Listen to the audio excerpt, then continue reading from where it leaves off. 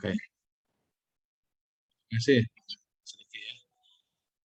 Ini semuanya sudah di-upload di blog juga ya. YouTube Mind Map juga silahkan. Ini soft copy-nya ada. Yang bertanya Mind Map soft copy-nya itu ada yang .emm-nya silahkan di sini .emm-nya ya. Gitu. Blognya apa? Healthy.net. Nah, di chatting itu ada ya. Di chat itu healthy.net silahkan. Healthy.net ya. Oke. Nah, jadi sekali lagi ini acara intinya sersan lah. Santai saja silahkan teman-teman semuanya ya karena tadi untuk apa dari kita oleh kita dan untuk kita semuanya ya para pecinta pengadaan semuanya ya itu jadi silahkan ya ini santai saja yang mau open video silahkan ya bisa menambah semangat saya untuk sharing gitu ya ataupun yang tidak bisa open video karena sinyalnya atau hal-hal yang lain silahkan juga ya. Kemudian juga silahkan berinteraksi apabila ada pertanyaan, apabila apa ada hal-hal yang kurang jelas silahkan untuk ditanyakan langsung di chatbox terlebih dahulu ya, chatbox terlebih dahulu. Tapi kalau ingin ngobrol langsung silahkan nanti ada sesi untuk bisa raise hand ataupun bisa open mic lah seperti itu. Oke. Baik, nah ini terima kasih yang sudah jadi co-host ya.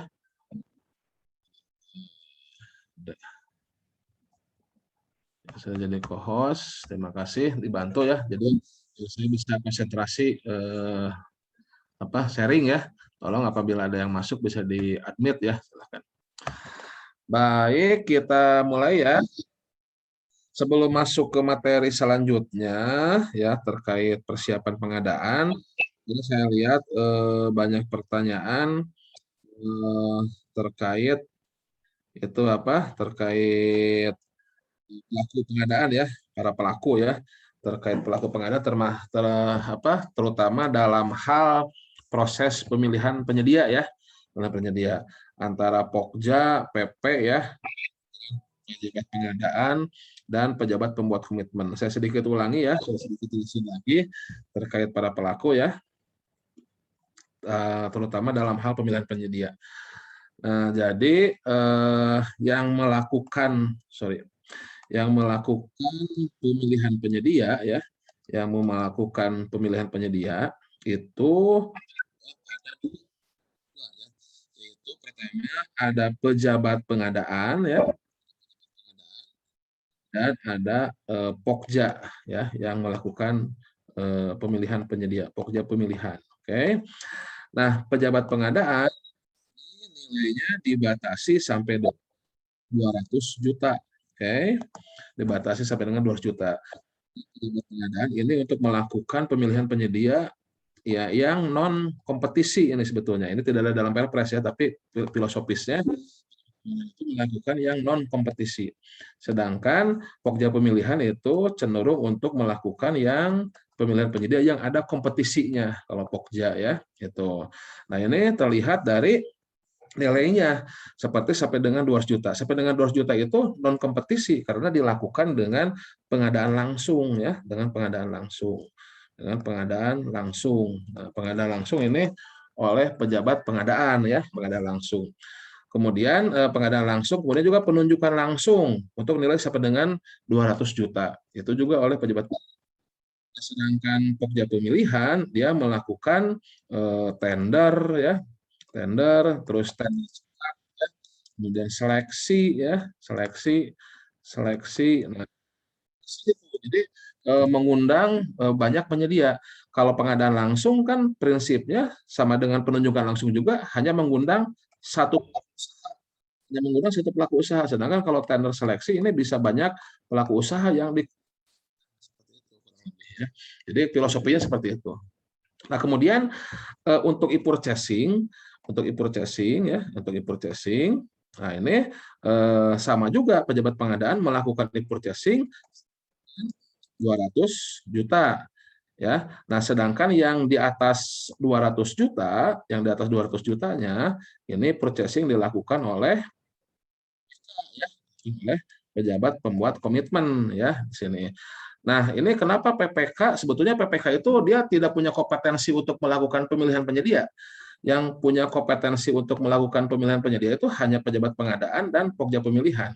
Nah, tapi di e-purchasing PPK diberikan wewenang untuk melaksanakan eksekusi e-purchasing.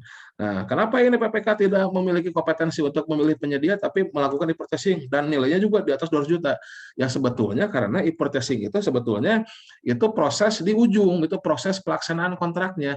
Karena pemilihan penyedianya sebetulnya sudah dilakukan oleh pokja verifikator seperti itu ya. Oke. Pengadaan langsung di atas 200, pengadaan langsung itu sampai dengan 200 juta. Nanti setelah ini ya, setelah ini kita akan bahas metode-metode pemilihan penyedia itu apa saja. Jadi pengadaan langsung itu hanya sampai dengan 200 juta atau sampai dengan 100 juta untuk jasa konsultan, Makanya hati-hati di awal kita harus tahu dulu apa jenis barang jasanya. Ya karena untuk jasa konsultan suka beda jauh nih. Barang konstruksi sederhana suka beda tipis. Nah, seperti itu ya. Nah, jadi pengadaan langsung dibatasi sampai dengan nilai 200 juta dan sampai dengan 100 juta untuk jasa konsultan ya. Jadi siapa yang mengadakan pengadaan langsung di atas 200 juta, oh itu karena pengadaan langsung itu dibatasi sampai dengan 200 juta. Nanti setelah ini kita bahas terkait metode pemilihan penyediaannya, ya. Nah, kembali ke sini e-purchasing yang melakukannya itu bisa oleh pejabat pengadaan sampai dengan 200 ya atau oleh nilainya di atas 200 juta untuk e-purchasing. Seperti itu. Nah, kemudian ada peranan PA juga, Nah, peranan PA dia hanya sekedar menetapkan pemenang. Nah, PA di sini tidak punya kompetensi. Dia hanya menetapkan pemenang yang besar untuk nilai yang kalau BPKJL dia di atas 100 miliar ya. Kalau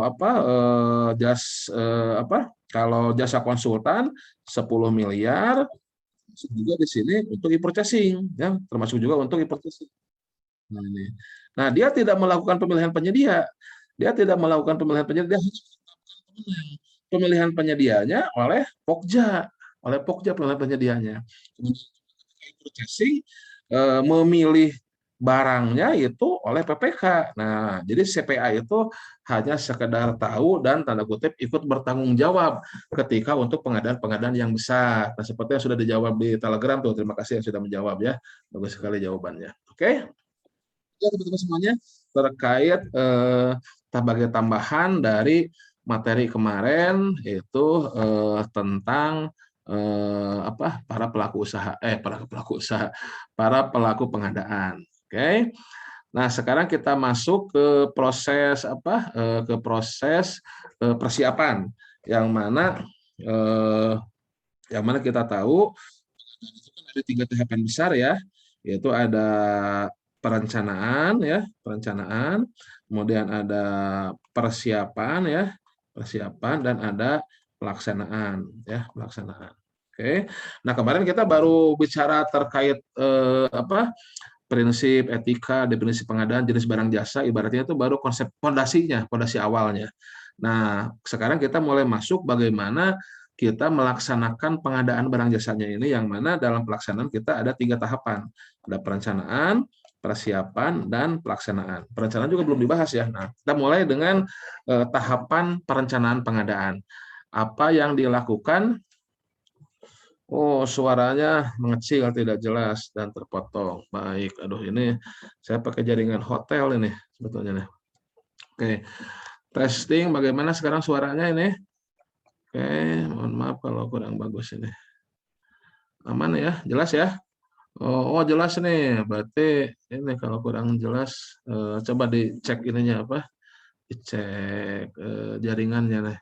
Ya, kalau kurang jelas tolong diingatkan ya. Oke.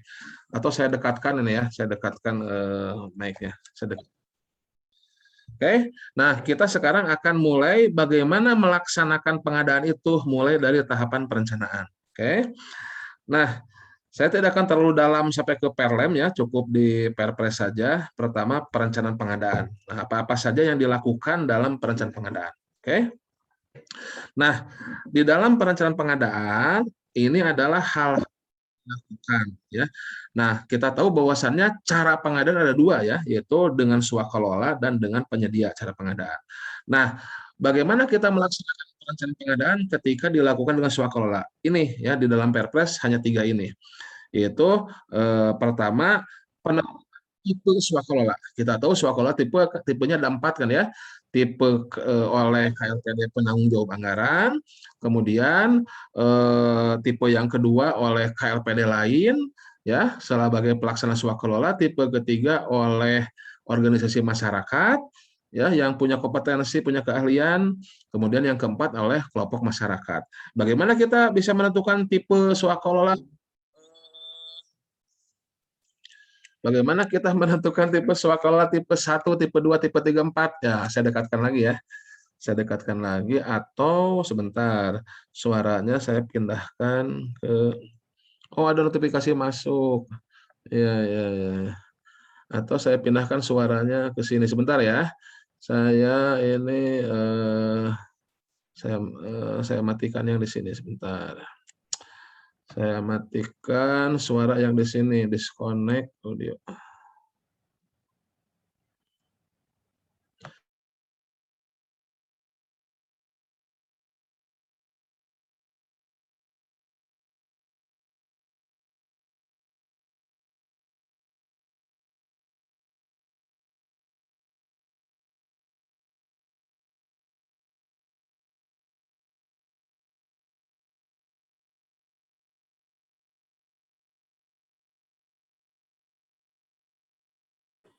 Mode heningnya di mana? Mohon masukan.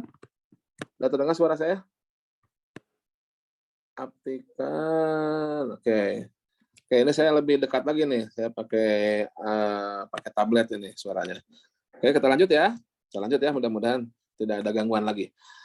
Nah, dalam perencanaan dengan swakelola itu langkah pertama adalah menetapkan tipe swakelola.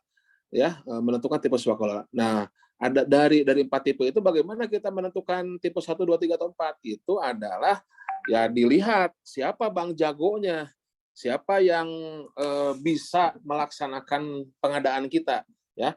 Kalau memang kita yang jadi bank jagonya, kalau kompetensinya, keahliannya ada di kita, maka tentunya lakukanlah swakelola tipe yang pertama, ya, oleh kita sendiri, oleh KLPD kita sendiri. Misalkan nanti teman-teman ada yang bekerja di PU Bina Marga, misalkan di PUPR. PUPR tentunya jagonya ya terkait dengan pembangunan pemeliharaan jalan. Nah, ketika ada pekerjaan pemeliharaan jalan, bisa tuh teman-teman di PUPR untuk melakukan swakelola tipe yang pertama, yaitu swakelola oleh KLPD sendiri, oleh penanggung jawab anggaran. Ya, kalau memang kita keahliannya jagonya di situ. Tapi tentunya pengguna anggaran itu harus melihat juga bagaimana sumber dayanya, apakah memang stafnya cukup, apakah memang peralatannya ada untuk bisa melakukan swakelola itu.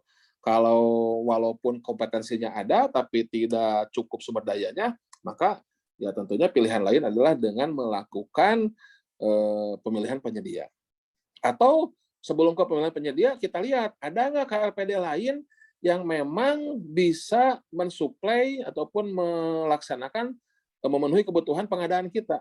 Ya, misalkan kalau kita butuh peta, oh ternyata Lapan nih menyediakan peta citra satelit. Nah, silahkan kalau memang kita butuh citra satelit, berarti ke Lapan. Kalau kita butuh peta topografi, kerjasama dengan BIG. Kalau kita butuh peta persil tanah, kerjasama dengan BPN. Kalau kita perlu sekarang nih di saya misalkan ada butuh KBKI, nah bisa kerjasama dengan BPS ya. Nah kalau memang ada KLPD lain yang memang ahlinya jagonya dari pengadaan yang akan kita adakan, silahkan kita bisa melakukan swakelola tipe yang kedua seperti itu. Jadi intinya jagonya di mana?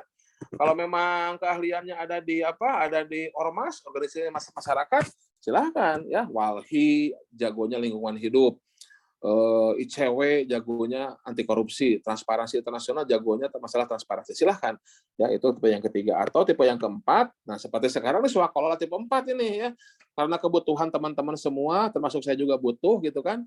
Nah, mari kita lakukan swakelola tipe yang keempat ini ya. Kebutuhannya untuk kita, yang melaksanakannya juga kita sendiri gitu kan ya.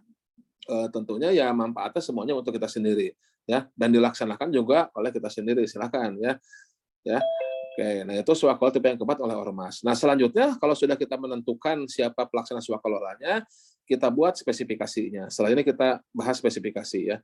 Kemudian setelah bikin spek, barulah buat rencana anggaran biayanya. Nah, ini hal-hal yang dilakukan dalam perencanaan pengadaan dengan swakalola. Oke. Nah, kalau dengan penyedia, nah ini hal-hal yang harus dilakukan dalam perencanaan pengadaan adalah pertama, membuat spesifikasi. Nah, tolong diingat, di dalam perencanaan kita baru membuat spek ya, baru membuat spek. Nah, sedangkan penetapannya di sini. Penetapan speknya di sini. Nah, di sini baru di perencanaan di sini baru membuat spek. Di sini juga baru membuat RAB atau harga perkiraan. Sedangkan penetapan HPS, nah sudah ada S-nya nih. HPS itu di persiapan. Tolong ya, siapa tahu ada yang menanyakan ini di tahapan mana nih. Ya, jadi kita bicara perencanaan pengadaan, berarti spesifikasi di sini baru menyusun, baru membuat spesifikasi. Ditetapkannya nanti di persiapan. Kemudian baru membuat RAB. Suara hilang? Duh, suaranya beneran hilang nih. Sebentar, saya kontrol, berarti kalau gitu kontrol pakai handphone aja deh. Sebentar, saya kontrol pakai handphone biar bisa terkontrol kalau suara saya hilang. Sebentar, saya coba kontrol pakai handphone. Oke, biar kalau suara saya hilang, saya bisa mengontrol dari handphone. Ya, berarti kalau dari handphone saya clear, kalau masih ada suara yang hilang, berarti jaringannya masing-masing berarti ya, jaringannya masing-masing. Oke, kita lanjut ya. Oh, jelas, clear. Selanjutnya, setelah membuat rencana anggaran biaya, kita membuat pemaketan, paket-paketnya ditentukan, dipastikan ini paketnya apakah mau dibikin banyak paket untuk memberdayakan usaha kecil atau bahkan untuk mengkonsolidasikan, yaitu menyatukan beberapa paket untuk agar bisa menjadi satu paket pengadaan biar bisa lebih efektif efisien seperti itu ya. Jadi bisa saja kita melakukan konsolidasi atau pemecahan ya. Asalnya di anggarannya satu pekerjaan, bisa saja dipecah menjadi beberapa paket pekerjaan untuk tadi memperbanyak pelaku usaha kecil untuk bisa melakukan pekerjaan. Atau kebalikannya kita bisa menyatukan juga paket ya, menyatukan paket untuk melakukan konsolidasi pengadaan untuk barang jasa yang sejenis. Misalkan di seksi A ada pengadaan mobil, seksi B ada mobil juga, seksi C ada mobil juga. Nah, kita satukan tuh dalam satu konsolidasi untuk pengadaan mobil seperti itu ya. Kemudian dalam penyedia juga tolong diperhatikan yaitu terkait biaya pendukungnya. Jadi jangan hanya biaya pengadaannya, jangan hanya untuk biaya barang jasanya saja, tapi juga dilihat biaya untuk mendukung pelaksanaan pengadaan tersebut. Karena apa? Karena ya seringkali dalam suatu pengadaan itu bisa juga kita misalkan membutuhkan tenaga ahli, membutuhkan pengujian, membutuhkan survei. Nah, kalau memang memerlukan itu, disiapkan biaya pendukungnya seperti itu ya. Oke, nanti bahas terkait pemaketan ya. Oke. Selanjutnya identifikasi lain ini sudah perlem ya, ini juga sudah perlem. Nah, paling ini nih, siapa yang melakukan perencanaan pengadaan ya, siapa yang melakukan perencanaan pengadaan itu yang menyusun perencanaan itu adalah pejabat pembuat komitmen, sedangkan yang menetapkannya itu adalah pengguna anggaran. Yang menetapkannya itu adalah pengguna anggaran. Oke, gitu ya, terkait siapanya. Kemudian pengguna anggaran setelah disusun perencanaan, menetapkan perencanaan, dan perencanaannya itu dituangkan dalam rencana umum pengadaan. Jadi hasil perencanaannya selanjutnya dituangkan dalam RUP, yaitu rencana umum pengadaan. RUP nanti diumumkan di SIRUP, Sistem Informasi Rencana Umum Pengadaan, sebagai transparansi dari pengadaan yang kita lakukan. Nah, kemudian PA di awal dari perencanaan pengadaan itu berwenang untuk melakukan konsolidasi. Konsolidasi itu apa? Konsolidasi itu misalkan tadi kalau ada beberapa ada paket ya, misalkan di beberapa seksi ya, di seksi A ya, di seksi A ada pengadaan mobil ya, di seksi B juga ada pengadaan mobil atau komputer, di seksi C juga di bidang C ada pengadaan mobil. Nah, ketika ada pengadaan-pengadaan yang sama ya, pengadaan yang sama ini ya. Nah, ini ada pengadaan apa yang sama. Nah, ketika ada pengadaan yang sama ya, sama-sama ini bintang gitu, ini bisa disatukan. Disatukan nih menjadi satu paket konsolidasi, menjadi satu paket konsolidasi. Nah, kurang lebih seperti ini. Jadi paket-paket yang sama ya, paket barang yang sama bisa disatukan menjadi satu paket agar tidak sedikit-sedikit pengadaan, sedikit-sedikit pengadaan kok sedikit-sedikit. Asosiasi sederhananya seperti kita misalkan kalau di rumah ya, kalau memang itu sudah rutin ya, jangan sampai misalkan untuk keperluan toilet ya, kita butuh sabun, habis sabun beli ke warung, habis sabun beli ke warung. Ya kenapa tidak kita konsolidasikan tuh dalam 1 bulan ya, kita beli sabunnya yang banyak sekalian gitu, konsolidasi seperti itu. Jadi penyatuan paket konsolidasi seperti itu. Oke. Nah, itu tahapan yang dilakukan dalam perencanaan pengadaan. Nah, tadi dalam perencanaan pengadaan ada pemaketan. Nah, ini pemaketan itu diatur detail tuh di dalam Perpres ya. Jadi ada pengaturan detail terkait pemaketan. Nah, ini terkait larangan pemaketan di pasal 20. Pasal 20. Jadi ada ketentuan di dalam Perpres. Pertama, dilarang menyatukan ya. Nah, dilarang menyatukan beberapa paket yang tersebar di beberapa lokasi yang menurut efektif efisiensinya ya memang itu paling efektif efisien kalau dilakukan di lokasi-lokasi tersebut. Misalkan gini, terkait pengadaan untuk sekolah. Data sekolah itu paling bagus itu di kabupaten kota. Nah, sehingga kalau ada pengadaan untuk sekolah, maka paling bagus itu dilakukan di kabupaten kota. Jangan disatukan di provinsi atau nasional ya. Karena data sekolah itu paling bagus di kabupaten kota. Contohnya seperti itu ya. Kemudian dilarang menyatukan beberapa paket yang menurut sifat jenisnya harus dipisahkan. Ya misalkan ada pekerjaan pembangunan ini misalkan di satu lokasi ya. Di sini ada pembangunan gedungnya, ada pembangunan jalannya gitu ya. Nah, ada pembangunan jalannya. Ya ini kan antara pembangunan gedung dengan pembangunan jalan ini beda jenis. Ya jangan disatukan kalau memang jenisnya berbeda ya. Jenisnya berbeda. Atau ada barang-barangnya. Ya, jadi kalau memang secara efektif efisien itu sifat jenisnya berbeda ya, jangan disatukan. Contoh yang paling signifikan juga misalkan alat kesehatan kayak ranjang untuk pasien ya. Nah, itu ranjang pasien itu kan itu termasuk alat kesehatan. Nah, sedangkan kasurnya atau meja kursi administrasi walaupun itu sama-sama furnitur mungkin tidak bisa disatukan. Kenapa? Karena kalau ranjang itu memang sudah ada spesifikasi tertentunya dan ada izinnya dari kesehatan, ada AKD atau AKL-nya ya. Nah, itu tidak bisa disatukan pengadaannya dengan furnitur yang lain walaupun itu sama-sama kalau secara umum itu merupakan mebel ya, tapi itu berbeda gitu kan ya, dari jenisnya dari detailnya itu merupakan fungsi yang berbeda, makanya harus dipisahkan antara ranjang pasien dengan furnitur untuk yang lainnya ya, itu tidak bisa menjadi satu paket pekerjaan. Contoh seperti itu. Kemudian dilarang menyatukan tadi beberapa paket yang besaran nilainya harusnya untuk dilakukan untuk usaha kecil. Nah, usaha kecil sekarang itu dinilai sampai dengan 15 miliar. Sampai dengan 15 miliar, selama masih ada usaha kecil, maka harus diberikan kepada usaha kecil. Kecuali kalau memang tidak ada usaha kecil yang mampu melaksanakannya, ya silakan. Kalau tidak ada yang mampu melaksanakan usaha kecil, walaupun nilainya kecil, walaupun di bawah 15 miliar, silahkan untuk dilaksanakan kepada usaha besar, seperti itu. Ya. Kalau memang tidak ada usaha kecil yang bisa melakukannya. Contoh signifikan misalkan pengadaan mobil atau motor. Nah, berapapun nilainya pengadaan mobil atau motor, berapapun jumlahnya mobil motor, mau satu motor misalkan 25 juta, 30 juta, itu tidak bisa dilakukan untuk usaha kecil. Kenapa? Karena tidak ada dealer yang usahanya usaha kecil. Dealer itu semuanya usaha besar. Ya, jadi kalau pengadaan motor, mobil dari awal berapapun nilainya harus untuk usaha besar, tidak bisa untuk usaha kecil, gitu ya.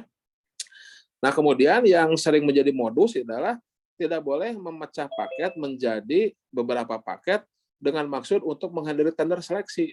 Walaupun alasannya, wah apa ini waktunya sudah mepet ke akhir tahun anggaran. Tidak boleh itu, karena harus dari awal perencanaan itu harus bagus ya. Kalau memang ini waktunya panjang atau gimana, berarti dari awal harus dilakukan tender dari awal ya. Jangan sampai sudah mepet waktunya baru dipecah untuk menghindari tender atau seleksi, itu tidak boleh ya, seperti itu. Nah, ini adalah hal-hal yang dilarang, yang diatur dalam Perpres, ada di larangan ya, sering juga ditanyakan. Nah, selanjutnya, kemudian juga dalam pasal selanjutnya ada yang namanya konsolidasi. Ini strategi pengadaan barang jasa untuk menggabungkan beberapa paket yang sejenis. Nah, bisa dilakukan oleh PA. Siapa yang melakukan konsolidasi? Bisa oleh PA pada tahapan perencanaan, bisa oleh PPK pada tahap persiapan pengadaan, bisa oleh Pokja atau KPBJ pada tahapan persiapan pemilihan. Jadi begini. Nah, kita tahu kan tahapan, nah ini kan tahapan pengadaan itu ada 3 ya. Kita sudah tahu tahapan pengadaan ada 3. Pertama perencanaan ya, kemudian persiapan ya, dan pelaksanaan. Oke. Nah, di sini di perencanaan PA bisa melakukan konsolidasi. Kemudian di sini ketika persiapan pengadaan kan ada 2 ya, persiapan pengadaan ya, persiapan pengadaan dan persiapan pemilihan ya. Persiapan pemilihan itu pasti oleh Pokja kan ya, oleh Pokja, persiapan pengadaan oleh PPK. Nah, di sini baru konsolidasi bisa dilakukan oleh PPK ketika persiapan pengadaan. Kemudian setelah selesai persiapan pengadaan kan spek HPS diberikan kepada Pokja. Nah, Pokja bisa aja juga melihat, oh ini ada yang bisa dikonsolidasikan lagi. Nah, bisa dilakukan oleh Pokja yang di bawah KPBJ. Jadi konsolidasi bisa dilakukan di tahapan perencanaan ya. Ketika PA menetapkan perencanaan, bisa dilakukan di tahapan persiapan ketika PPK melakukan persiapan pengadaan, atau oleh Pokja ketika melakukan persiapan pemilihan.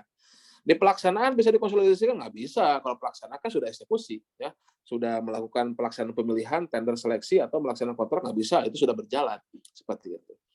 Gitu ya. Itu terkait dengan konsolidasi pengadaan. Nah, kemudian terkait pemaketan, ya tadi saya ulangi, untuk nilai sampai dengan 15 miliar di Perpres 12 ya, itu sampai dengan 15 miliar itu untuk usaha kecil dan koperasi BPKJL. Konsultan untuk konsultan konstruksi ada aturan lain, tapi kalau untuk konsultan biasa ya BPKJL itu pagi sampai dengan 15 miliar itu untuk usaha kecil dan koperasi semuanya. Kalau Perpres 16 itu angkanya bukan 15 miliar tapi 2,5 miliar. Nah, itu aja sedikit perbedaannya ya. Sama konsepnya, tapi kalau pakai Perpres 16 itu angkanya 2,5 miliar kalau pakai Perpres 16. Tapi kalau Perpres 12 angkanya 15 miliar. Oke. Nah, untuk konsultan konstruksi dia ada sedikit perbedaan aturannya. Sampai dengan 1 miliar usaha kecil, 1 sampai 2,5 miliar usaha menengah, di atas 2,5 miliar baru usaha besar. Kemudian untuk konstruksi ada sedikit tambahan. Kalau konstruksi sama, ini tambahan saja, yaitu sampai dengan 15 miliar masih usaha kecil. Nah, kalau untuk konstruksi ada usaha menengah, yaitu 15 sampai 50 miliar itu untuk usaha menengah. Kemudian 50 sampai 100 miliar itu usaha besar. Itu usaha besar, dan kemudian di atas 100 miliar BUMN boleh masuk. Nah, ini untuk mengatur BUMN sebetulnya. Jadi untuk konstruksi ada pengaturan untuk usaha menengah, untuk usaha besar, dan untuk BUMN. Jadi usaha menengah itu boleh masuk 15 sampai 50 miliar. Usaha besar non BUMN boleh masuk 50 sampai 100 miliar. Usaha besar dan BUMN di atas 100 miliar boleh masuk, silakan. Nah, itu terkait pemaketan pengadaan ya, terkait pemaketan pengadaan. Oke. Nah, sebelum lanjut, saya lihat banyak pertanyaan ini ya. Oke. Kalau materi tolong dikopas lagi tadi ya, link blog saya ya. Rekaman juga di YouTube juga ada, silahkan ya. Nah, itu tolong dikopas. Nah, coba saya pertanyaan ya. Maksud pemaketan dan konsolidasi itu seperti apa? Apa maksudnya pemaketan harus membuat paket? Ya, satu paket itu yang akan dilakukan eksekusi pengadaannya. Belanja lah, paket belanja, simpelnya begitu. Pemaketan itu kita melakukan eksekusi belanjanya, sederhananya seperti itu. Ya. Kemudian kalau konsolidasi berarti paket-paket belanja itu disatukan, ya disatukan sesuai dengan jenisnya. Gitu ya. Konsolidasi itu penyatuan, bukan pemisahan. Ya kalau pemisahan berarti pemecahan paket. Ya, pemecahan paket bisa dilakukan kalau tadi untuk memberdayakan usaha kecil. Ya, RUP itu isinya rencana umum pengadaan, isinya ada spesifikasi, ada HPE, ada harga perkiraan, ya, kemudian juga ada KAK-nya, biaya pendukung sebagainya. Nah itu RUP ya. Oke. Pelaksana pemaketan sama dengan pelaksana konsolidasi tadi sudah jelaskan ya. Masing-masing itu kalau pemaketan tadi di awal ya perencanaan pemaketan, konsolidasi bisa di perencanaan, bisa di persiapan. Oke, gitu ya.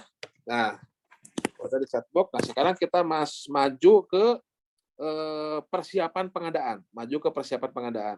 Nah tadi kita sudah jelaskan bahwasannya di perencanaan PPK membuat spesifikasi dan membuat harga perkiraan. Nah, kemudian ditetapkan di persiapan. Nah, kita akan coba bahas spesifikasi dan HPS di sini.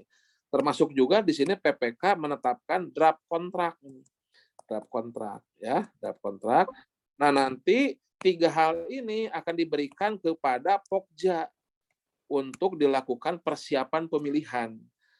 Pokja untuk dilakukan persiapan pemilihan ya. Ini salah satunya membuat dokumen pemilihan, dokpil ini. Salah satunya membuat dokpil ya. Dasar PPK menetapkan HPS dari mana? Ini sekarang kita bahas. Pertama, kita bahas spesifikasinya dulu ya. Kita bahas spesifikasinya dulu. Tapi sebelum ke situ saya ulangi lagi ya, bahwasannya setelah perencanaan, selanjutnya kita melakukan persiapan. Persiapan itu ada 2. Pertama, persiapan pengadaan oleh PPK dan persiapan pemilihan oleh Pokja. Persiapan pengadaan, nah, PPK menetapkan spesifikasi atau KAK. KAK itu spesifikasi untuk konsultan.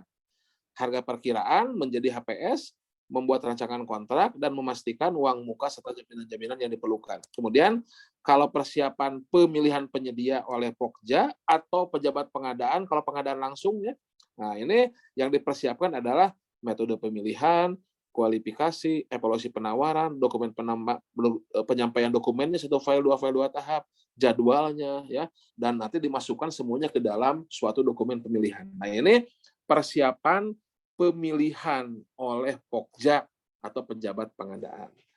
Oke ya. PPK boleh menyuruh tim teknis, boleh dibantu oleh tim teknis untuk menyusun spek, boleh. Nah ini ya. Nah sekarang kita akan bahas nih spek, HPS, ya rancangan kontrak dan metode-metode pemilihan penyedia. Ya mudah-mudahan bisa selesai malam ini. Ini materinya lumayan juga ya. Bagusnya yang belum ngopi ataupun belum nyiapin cemilannya, tolong siapkan cemilannya ya, karena materinya lumayan ini. Pertama spesifikasi. Nah ini spesifikasi ini pasti spesifikasi ini sering banyak ditanyakan ya, spesifikasi ya. Nah ini kita tidak sampai bisa membuat spesifikasi. Kita sekarang hanya sekedar mengetahui ketentuan-ketentuan yang ada di dalam Perpres terkait spesifikasi. Hanya sampai situ. Apa saja ketentuan-ketentuan yang ada dalam Perpres terkait spesifikasi? Nah, pertama ini. Nah, ketentuan PPK dalam menyusun spesifikasi adalah pertama PPK harus memaksimalkan ataupun menggunakan produksi dalam negeri, PDN, produksi dalam negeri. Kemudian PPK harus melihat SNI. Jadi kalau sudah ada suatu produk ya atau jasa, kalau memang sudah ada SNI-nya, nah maka itu harus dipakai dalam pembuatan spesifikasi. Dan tentunya juga daripada capek-capek ngarang-ngarang membuat spesifikasi, kalau sudah ada standarnya, standar nasional Indonesia, ya tinggal dijiplak aja, tinggal dikopas aja spesifikasinya dari SNI itu ya. Misalkan kayak helm kan sudah ada SNI-nya. Nah, sehingga tinggal dijiplak aja apa standarnya. Kemudian penerangan jalan umum, ada SNI-nya, standarnya, terkait luminernya, terkait ketinggiannya, terkait IP apa, kan ada yang IP-nya tahan air, tahan direndam banjir gitu dan sebagainya. Nah, itu tinggal dilihat apakah barang itu sudah ada standarnya atau tidak. Nah, kalau sudah ada, pakai SNI-nya. Kemudian dalam menyusun spesifikasi, PPK harus memperhatikan barang jasa yang ramah lingkungan hidup. Nah, ini sudah ada di keputusan SLKPP nomor 16 atau di peraturan dari Kementerian Lingkungan Hidup. Nah, kertas fotokopi, peralatan kantor, furniture itu harus yang ramah lingkungan. Jangan sampai menggunakan yang illegal logging, ya, yang pembalakan liar, nah seperti itu. Kemudian kertas fotokopi yang bisa di-recycle. Peralatan kantor juga ada standarnya, masalah radiasi, masalah pemakaian daya atau bahan-bahan kimia. Nah, ini PPK dalam menyusun spesifikasi harus mengetahui barang-barang yang ramah lingkungan. Kemudian PPK juga harus melihat produk-produk yang dihasilkan dari usaha kecil, mikro, dan koperasi. Nah, kalau memang ada suplainya di UMK Corp, maka arahkanlah ke usaha mikro, kecil, dan koperasi seperti itu, ya. Oke. Produksi dalam negeri, nah ini juga produksi dalam negeri ini ada bahasan khusus, ya. Jadi apabila sudah ada barang yang TKDN plus BMP-nya 40%, maka kalau memang itu bisa memenuhi kebutuhan kita, maka harus dipakai itu. TKDN itu tingkat komponen dalam negeri, TKDN itu, ya. TKDN itu adalah tingkat komponen dalam negeri, BMP itu bobot manfaat perusahaan. Kita tidak perlu tahu bagaimana caranya menghitung TKDN BMP, itu sudah ada sertifikasinya atau bisa dilihat di website tkdn.kemenperin.go.id, ya. Nah, tapi yang paling penting itu adalah ketika spesifikasi, kalau barang-barangnya itu sudah ada yang PDN, ya, dan PDN-nya itu sudah ada TKDN-nya. Jadi TKDN itu dibuktikan dengan tingkat sertifikat tingkat komponen dalam negerinya. Nah, apabila sudah ada produk dalam negeri itu biasanya pabriknya dalam negeri, ya. Nah, itu dibuktikan dengan ada sertifikat TKDN, ya, yang mana kalau TKDN plus BMP-nya sudah 40%, ada sertifikatnya, maka kalau memang produk itu bisa memenuhi kebutuhan kita, maka itu harus dipakai, wajib dipakai, ya. Kemudian berarti barang impor tidak boleh dipakai? Boleh. Kalau memang belum ada produksi dalam negeri yang bisa memenuhi kebutuhan kita secara kualitasnya, atau volumenya masih kurang produksi dalam negeri, silahkan gunakan impor. Kemudian dalam memperhatikan produksi dalam negeri juga ada preferensi harga atau HEA. Nah, ini perlu bahasa tersendiri, ya. Tapi kalau yang sudah tidak sabar melihat untuk mempelajari HEA, silahkan di channel YouTube saya ada terkait preferensi harga atau HEA. Nah, ini preferensi harga atau HEA itu digunakan ketika ada produk dalam negeri bersaing dengan impor, misalkan gitu, ya. Nah, itu ketika produk dalam negeri bersaing dengan impor, maka yang produk dalam negeri akan memperoleh preferensi harga. Akan memperoleh, ya, ibaratnya mah kalau diibaratkan seperti kalau bermain gitu, ya. Misalkan adik kita bermain atau anak kita bermain dengan teman-teman yang lainnya. Nah, tentunya kan kita punya preferensi itu untuk gimana caranya agar saudara kita atau adik kita itu bisa menang melawan anak tetangga itu kan, gimana caranya nih. Nah, dikasihlah preferensi, dikasihlah kesaktian. Nah, kesaktiannya apa? Nah, itu ketika produk dalam negeri itu menawar, maka penawaran itu akan dibuat seolah-olah lebih murah daripada yang lain. Nah, itu silakan nanti rumusnya ada, rumus HEA-nya ada. HEA itu apa? Harga evaluasi akhir. Nah, itu yang sering ditanyakan biasanya prinsipnya adalah bahwasannya harga evaluasi akhir itu hanya untuk evaluasi saja. Sedangkan di kontraknya itu digunakan tetap penawaran awal, ya. Jadi HEA hanya digunakan untuk evaluasi harga. Sedangkan di kontraknya tetap harga penawaran. Jadi contohnya misalkan penawaran dalam negeri menawar 10 miliar, penawaran asing menawar 9,5 miliar. Sebetulnya kan lebih murah yang asing tuh 9,5 miliar. Nah, namun ketika evaluasi ada rumus HEA, sehingga yang 10 miliar dari dalam negeri itu seolah-olah harganya lebih murah, jadi 9 miliar seolah-olah. Sehingga menanglah yang produksi dalam negeri. Nah, tapi di kontraknya tetap 10 miliar. Itu salah satu kuncinya. Tapi nanti kita bahas ya. Mudah-mudahan bisa sama kita bahas. Kalau belum sempat, tolong dilihat di channel YouTube saya. Sudah ada jelas itu. Bagaimana menghitung HA. Nah, itu adalah hal-hal yang harus diperhatikan oleh PPK ketika menyusun spek ya, yang ada dalam Perpres. Kita tidak sampai bisa membuat spesifikasi.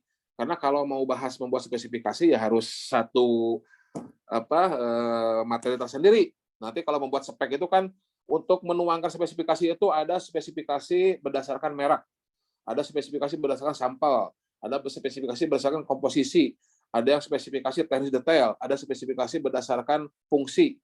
Nah, itu kita harus tahu mana yang paling cocok nih. Oh, kalau susah dideskripsikan bisa pakai sampel. Kalau mereknya sudah jelas pakai merek. Kalau detail komposisi segala macam. Nah, itu panjang lah ceritanya kalau kita sampai membuat spesifikasi. Nanti kalau teman-teman semua sudah jadi japung ataupun pengelola pengadaan, nah setelah lulus dasar itu akan nanti ikut juga pelatihan unit kompetensi tertentu. Nah, itu baru sampai bisa membuat spesifikasi, sampai bisa membuat HPS, sampai bisa membuat kontrak. Nah, kalau sekarang kita hanya mempelajari ketentuan dalam membuat spesifikasi.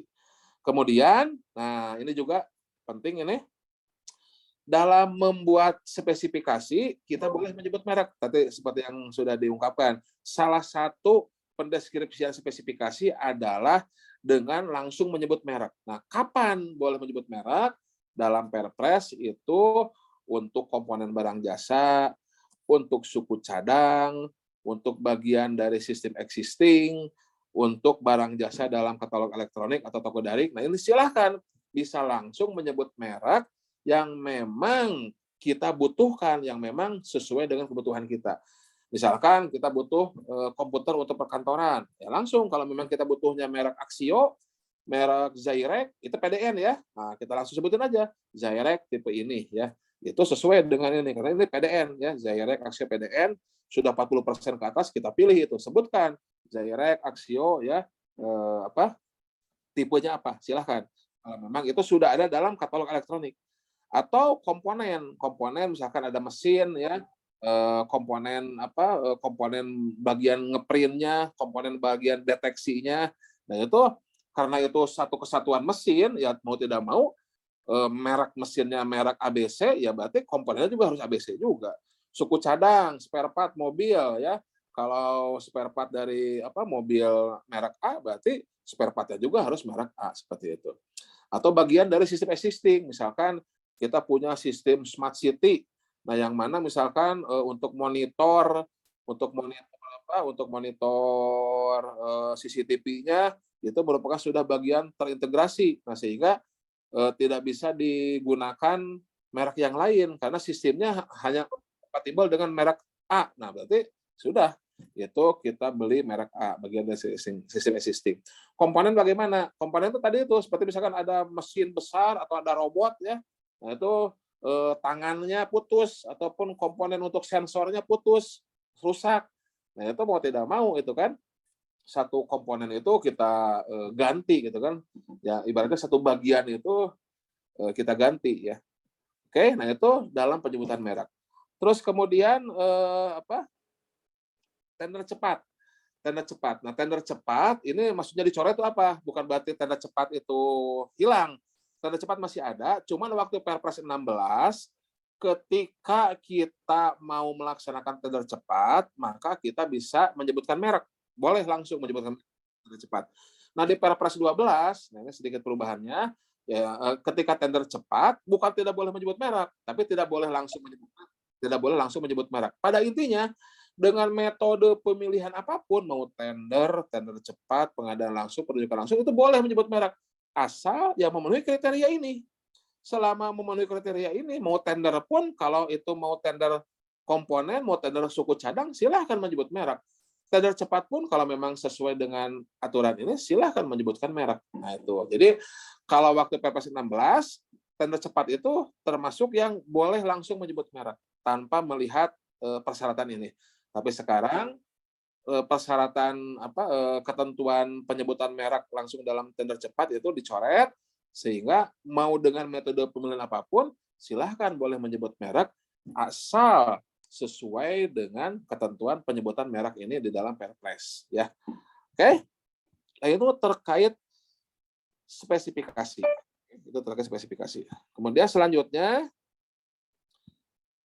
HPS, harga perkiraan sendiri. Nah, jadi di perencanaan membuat anggaran, kemudian di persiapan anggaran ataupun rencana anggaran biaya ataupun harga perkiraannya ditetapkan menjadi HPS, dipersiapkan oleh PPK. Nah, ini spesifikasi masih punyanya apa? Masih punyanya PPK, spesifikasi punyanya PPK, kemudian HPS juga punyanya PPK, ya. Nah, PPK dalam membuat HPS, ketentuan-ketentuannya di dalam Perpres adalah sebagai berikut. Nah, pertama, dihitung secara keahlian. Sama seperti spek juga. Kalau memang PPK bukan ahlinya, maka tentu harus dibantu oleh tim teknis yang memang mengerti terkait teknis barang jasanya, ya. Ya, memang PPK itu ahli pengadaan, tapi ya PPK bukan ahli segalanya, ya. Sehingga apa? Ya, sehingga PPK bisa memerlukan tenaga ahli atau tim teknis untuk bisa menghitung HPS-nya. Kemudian diperoleh dari data yang dapat dipertanggungjawabkan dari mana? Ya, bisa dari survei pasar, ya, bisa dari industrinya, ya.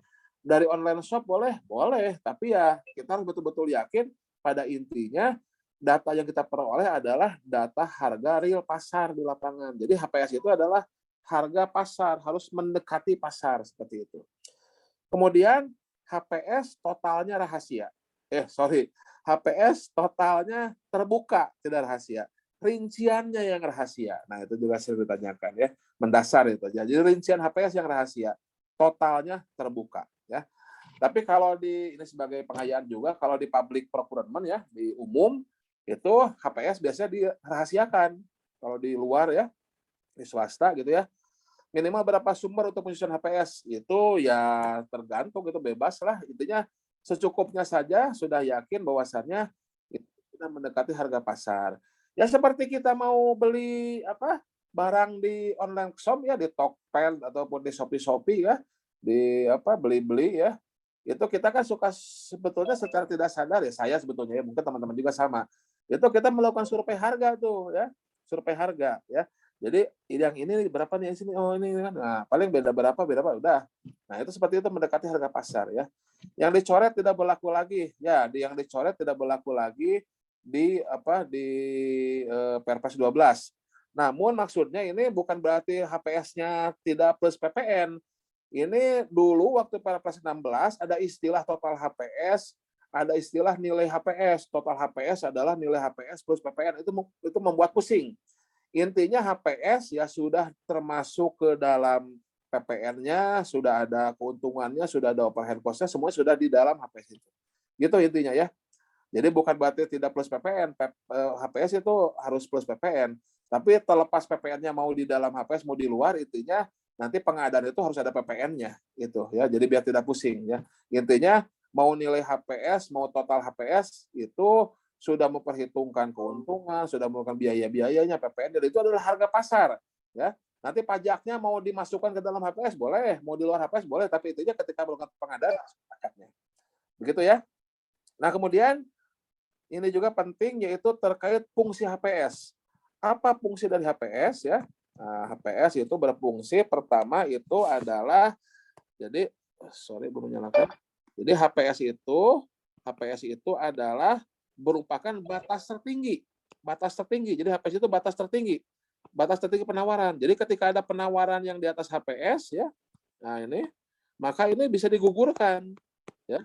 Yang di atas HPS digugurkan. Karena HPS itu fungsinya salah satunya adalah merupakan batas tertinggi dari penawaran. Oke? Selanjutnya, HPS itu juga untuk memastikan apakah harganya wajar atau tidak. Harga wajar atau tidak itu adalah di angka 80% HPS. 80% HPS. Nah, ketika ada penawaran yang di bawah dari 80%, ya. Nah, ketika ada penawaran yang di bawah 80%, maka penawaran ini adalah penawaran yang tidak wajar. Ini, ya. Ini tidak wajar. Tidak wajar, ya.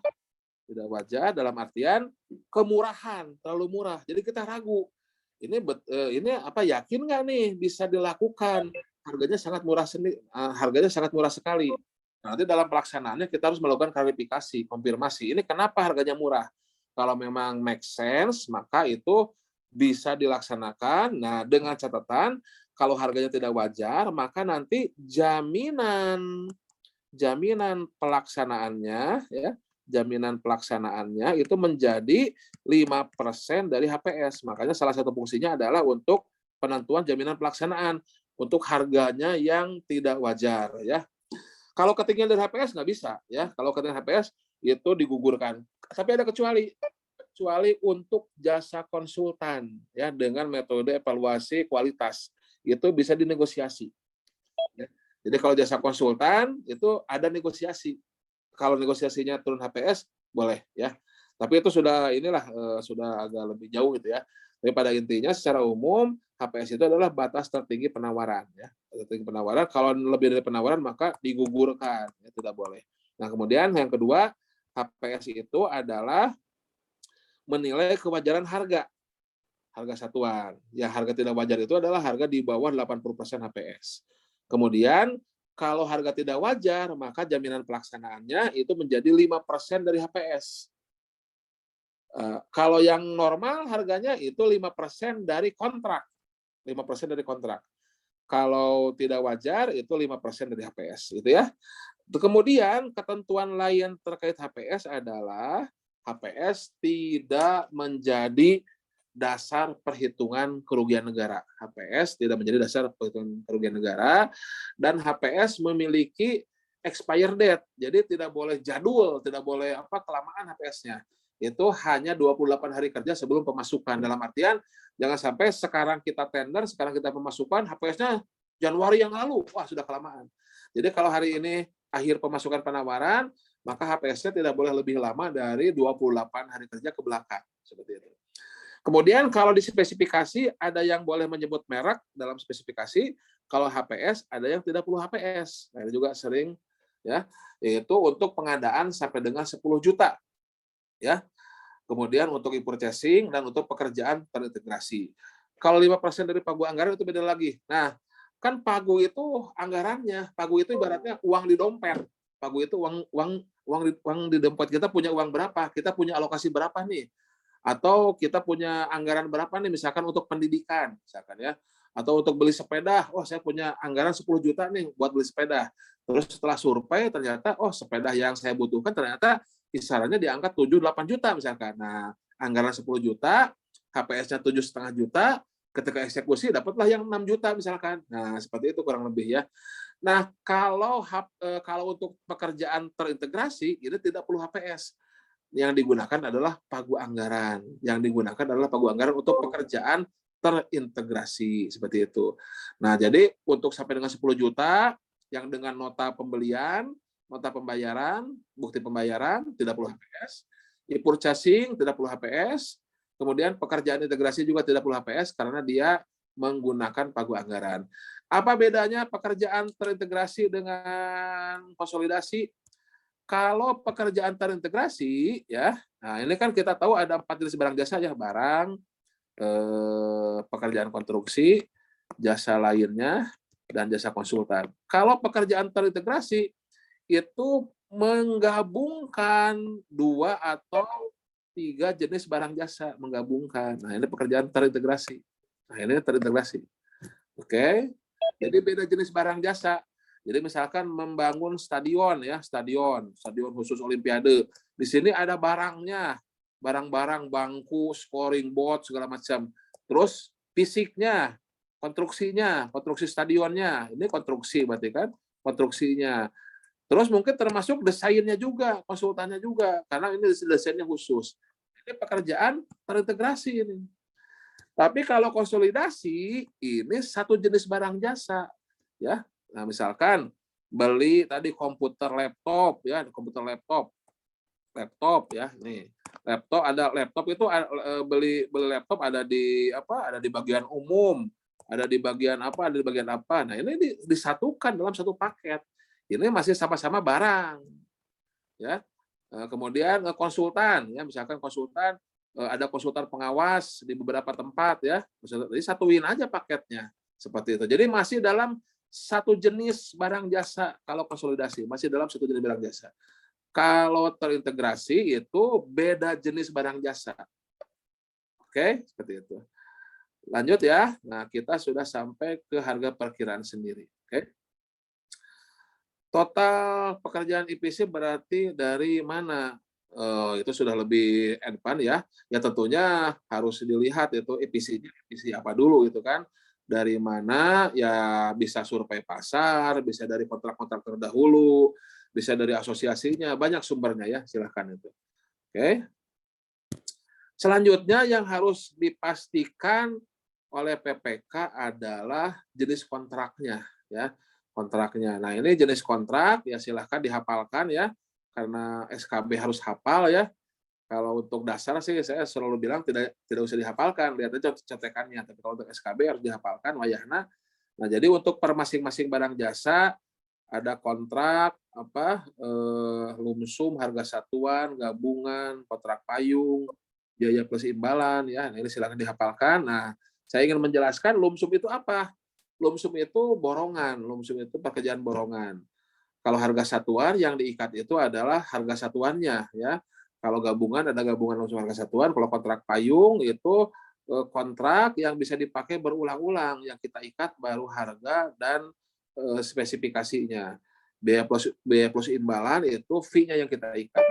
Kita lebih detail ya satu-satu ya. Kalau ini silakan aja dihafal ya. Silakan aja dihafal barang jasa lainnya ada kontrak apa saja, konstruksi ada apa saja, jasa konsultan ada apa saja ya, konsultan konstruksi ada apa saja, silakan dihafalkan ini wayahna ya, dihafalkan. Nah, saya ingin menjelaskan konsep dari lumsum itu apa sih? Nah, lumsum itu adalah borongan, semua penyedia itu semua resiko ada di penyedia. Misalkan kita mau bangun rumah. Kalau pakai lumsum berarti intinya dengan desain seperti ini ya, dengan desain seperti ini, bahan-bahannya ini, ya modelnya begini, waktunya sekian. Nah, ini rumah ini harus jadi dengan angka 500 juta misalnya, atau 1 miliar. Nah, kalau penyedianya setuju, berarti ternyata biayanya bengkak, itu risiko penyedia, gitu kan? Ya, jadi diborongkan. Intinya paket pekerjaan ini, desainnya begini, bahannya ini, ya, waktunya sekian. Nah, ini sekian harganya nih. Nah, kalau penyedianya oke, berarti dilamsamkan. Pembayaran nanti disesuaikan dengan tahapan pekerjaan. Misalkan pondasi selesai, termin pertama bayar, tiang naik bisa bayar, atap-atap naik bisa bayar sebagainya. Nah, itu lamsam. Nah, ini sudah pasti nih, sudah pasti lingkupnya, harganya pasti, waktunya pasti. Nah, beda lagi dengan harga satuan. Kalau harga satuan yang diikat itu adalah harga satuannya, ya, harga satuannya. Contoh yang lebih ekstrim misalkan seperti ngebangun sumur, bikin sumur. Kalau dengan lamsam itu kalau kita bikin sumur berarti yang diikat itu adalah totalnya. Pokoknya sampai dapat air 10 juta misalkan. Mau dia gali 5 meter, mau dia gali 10 meter, mau dia gali 25 meter, mau dia gali 100 meter, mau dia gali sampai ke ujung dunia, pokoknya 10 juta gitu kan. Mau digali nggak dapat air, pindah lagi lubangnya, pokoknya sampai dapat air baru dibayar gitu kan. Itu lamsam. Beda dengan harga satuan. Kalau harga satuan menggali sumur per meter misalkan harganya 250 juta. Berarti kalau digali 10 meter baru dapat air 250 ribu dikalikan 10 meter berarti 2,5 juta. 20 meter baru dapat air berarti dibayar 5 juta. Nah, itu harga satuan. Atau catering misalkan ya, catering karyawan ya misalkan. Itu bisa pakai harga satuan. Per boxnya misalkan 50 ribu. Nah, karyawan yang hadir pada hari ini ada 100, berarti 50 ribu kali 100. Kalau besoknya ternyata ada yang sakit, cuman masuk 75 orang, berarti dikalikan 75. Nah, itu harga satuan yang kita ikat. Volumenya masih perkiraan. Ya. Tadi gali sumur, volumenya kita belum tahu. Nah, tadi catering karyawan, kita belum tahu catering makan karyawan per hari berapa orang. Ya, seperti itu. Nah, nanti pembayarannya berdasarkan hasil pengukuran dari realisasi pelaksanaannya.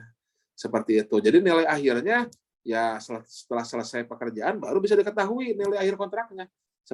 Itu harga satuan. Kemudian ada putar kunci. Nah, putar kunci kalau ini semacam lamsam, tapi lamsamnya dibayar sekaligus terakhir kalau sudah selesai, sudah berfungsi, sudah siap dioperasikan. Nah, baru itu diberikan pembayarannya, gitu kan. Kalau harga satuan untuk proyek multides apa tulisan, ada pertanyaan? Kalau harga satuan untuk proyek multides apa tetap harga tahun pertama? Ada nanti setelah ini ada price adjustment. Ada price adjustment ya, ada price adjustment. Nanti kita lihat ya. Kita bahas dulu semuanya itu. Oke.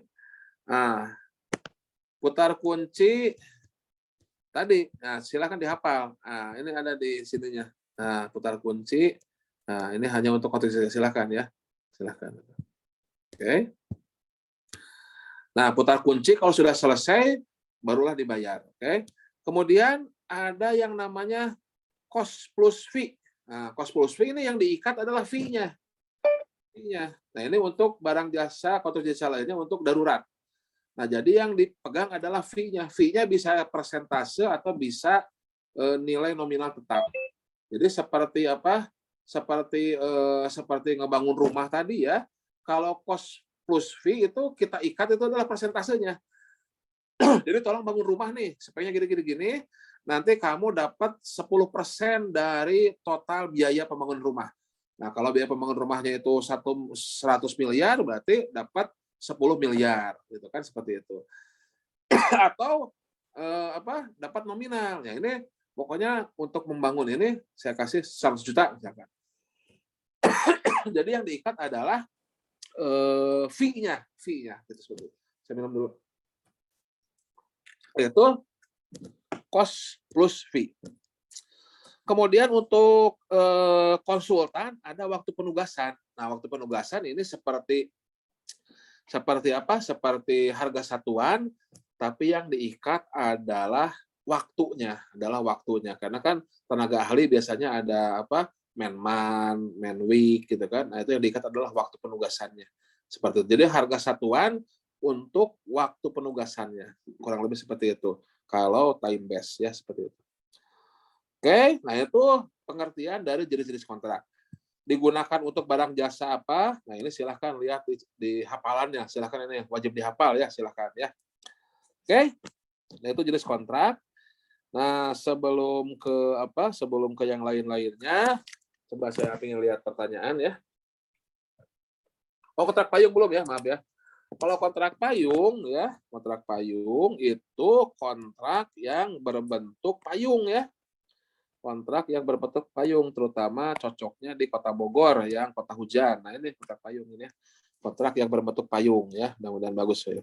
Nah, kontrak payung bagaimana? Ini berarti KLPD ya, KLPD itu dia mengikat kontrak nih dengan beberapa penyedia ya. Nah, beberapa penyedia mengikat kontrak nih. LKPP, kalau di katalog LKPP mengikat kontrak. Nah, ini yang diikat adalah harga satuannya ya. Harga satuannya sudah diikat ya. Sudah diikat harga satuannya, kemudian speknya juga diikat, tapi volumenya belum pasti. Ya, jadi baru harganya, harga satuannya dan speknya. Seperti di katalog tuh, di katalog kan sudah ada kontrak payung tuh antara LKPP dengan penyedia. Yang diikat adalah harganya dan speknya. Nah, kemudian apa? Nanti user di bawah dia tinggal eksekusi, tinggal e-purchasing ya, terserah mau kemana saja. Nah, tinggal e-purchasing sehingga semuanya terpayungi nih gitu ya, sehingga hujan tidak kebasahan gitu ya. Jadi tidak usah lagi nanti di sini kan eksekusinya banyak nih, bisa jutaan, bisa ini silahkan di sini. Jadi kita tidak perlu lagi banyak kontrak di sini. Di sini salah satu sistemnya dengan e-purchasing, dengan purchase. Jadi tidak perlu lagi melakukan pemilihan penyedia. Nah, pemilihan penyedia sudah di sini. Pemilihan penyedia sudah di sini. Pemilihan penyedia di atas ini. Jadi lebih efektif, efisien, gitu ya. Kontrak payung untuk belanja obat bisa ya apapun bisa itu, apapun kalau memang ada penyedianya. Biasanya kontrak payung itu digunakan untuk yang kebutuhannya banyak, ya.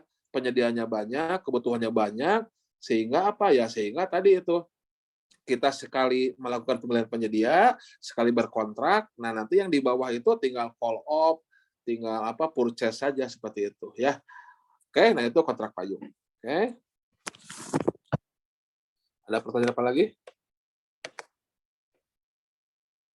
MOU sih lain lagi, itu bukan kontrak ya. MOU bukan kontrak. MOU baru Memorandum of Understanding ya.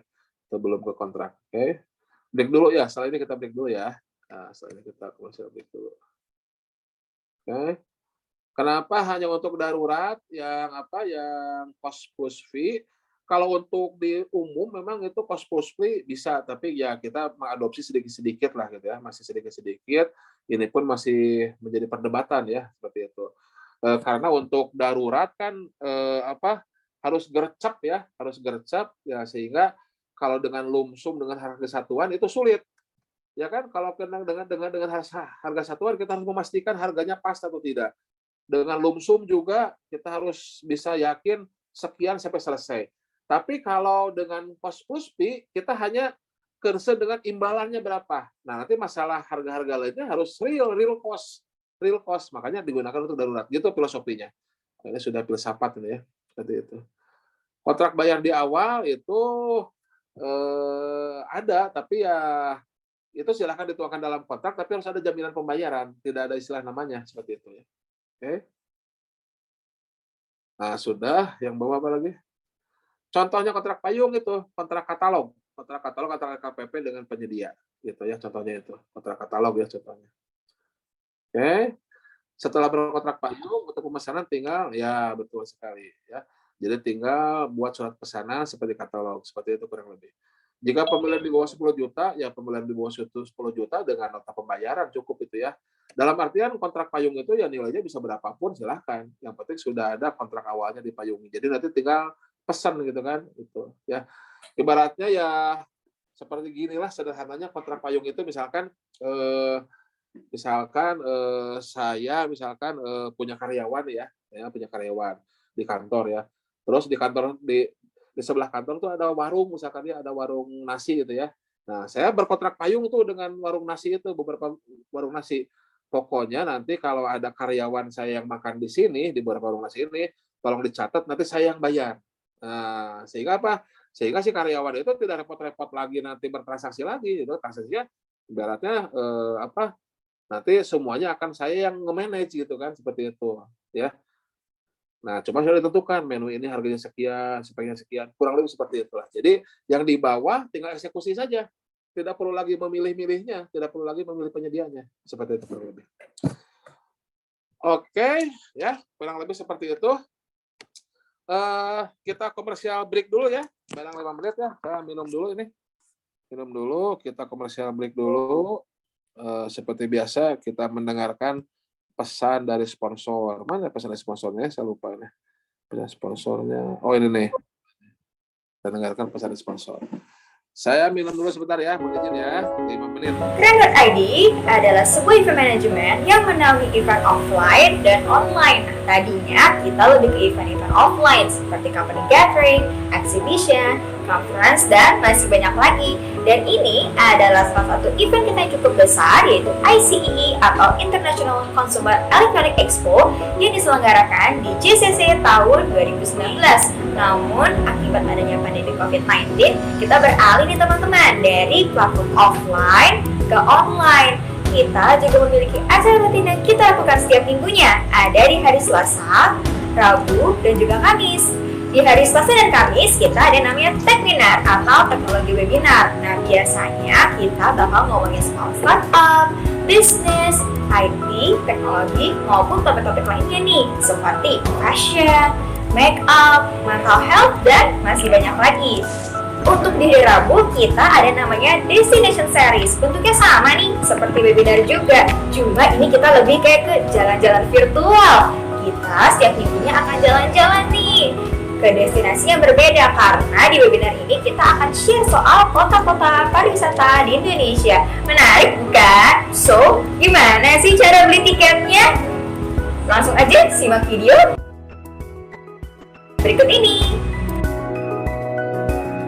Nah, cara gampang banget nih jika teman-teman mau membeli tiket lewat kren.id. Teman-teman bisa langsung aja akses website kita yaitu kren.id, lalu langsung sign up aja nih dengan mengisi nama, email address, phone number, lalu passwordnya. Lalu jangan lupa untuk klik sign up ya. Jika teman-teman tidak ingin membuat akun lagi, teman-teman bisa masuk loh atau sign up aja lewat Google atau Facebooknya teman-teman. Itu juga tidak masalah.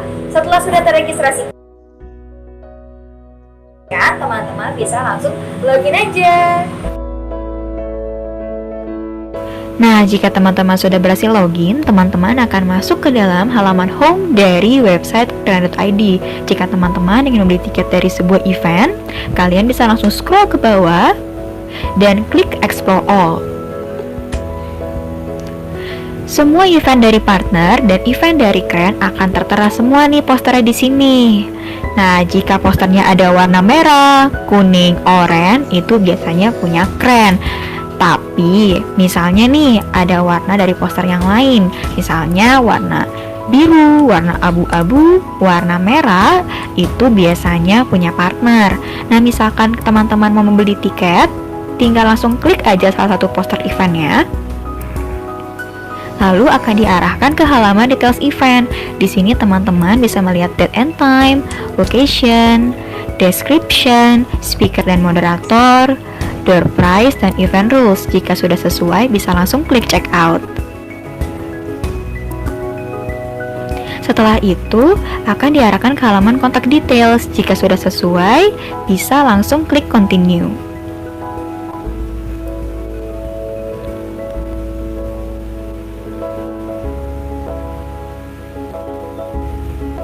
Setelah itu, ada halaman partisipan details. Apabila kalian datanya sama, bisa langsung digeser aja ya, lalu klik get ticket.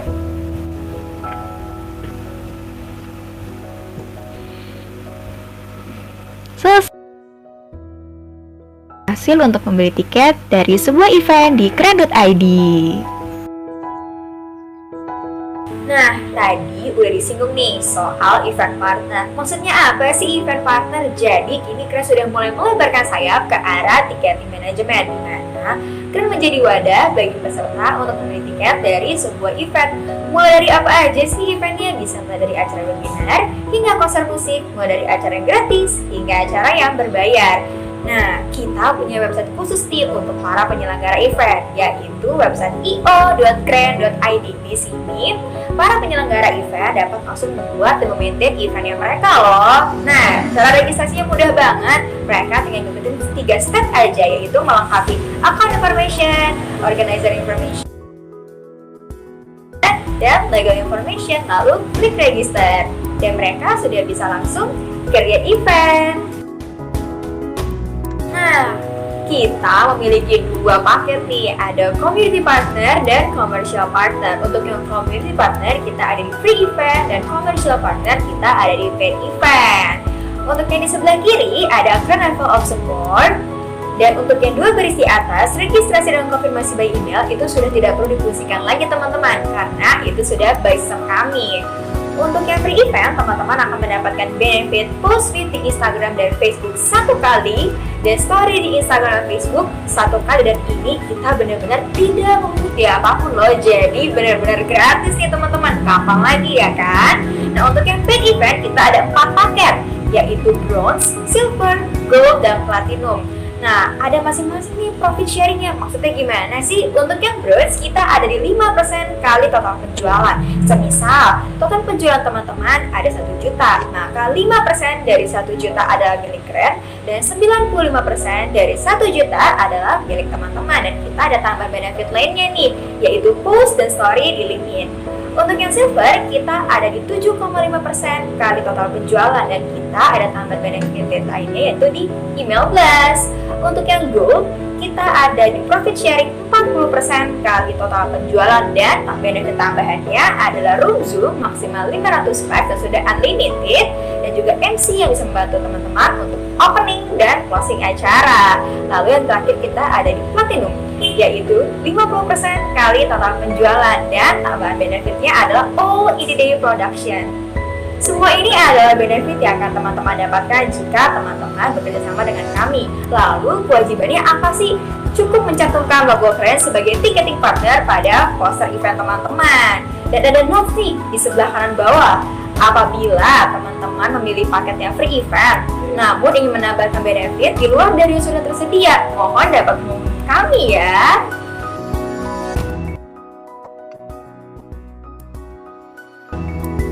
Nah, kalian juga baru launching nih aplikasi yang bisa kalian download di Google Play Store ya teman-teman. Sama caranya kayak di website, tinggal sign up aja, lalu kalian juga bisa langsung explore event di keren.id. Tunggu apa lagi nih guys untuk join di partnership kita dan buat event kamu di keren.id.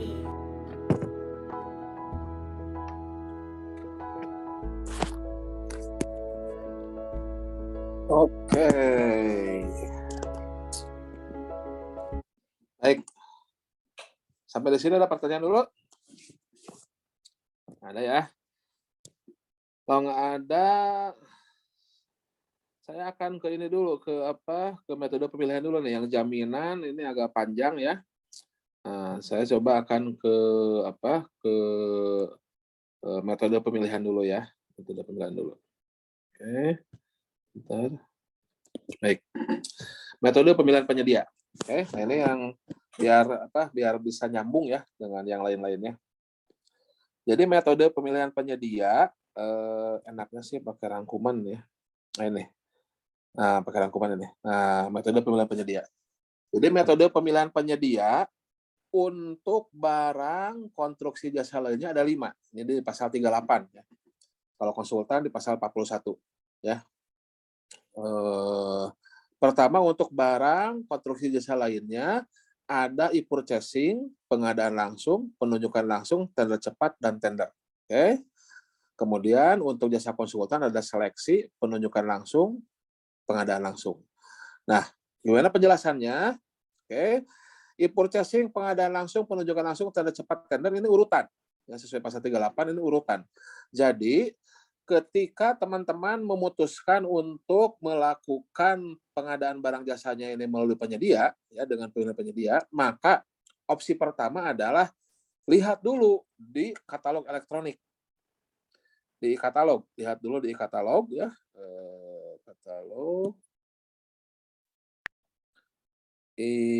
Katalog. Nah, lihat dulu di katalog.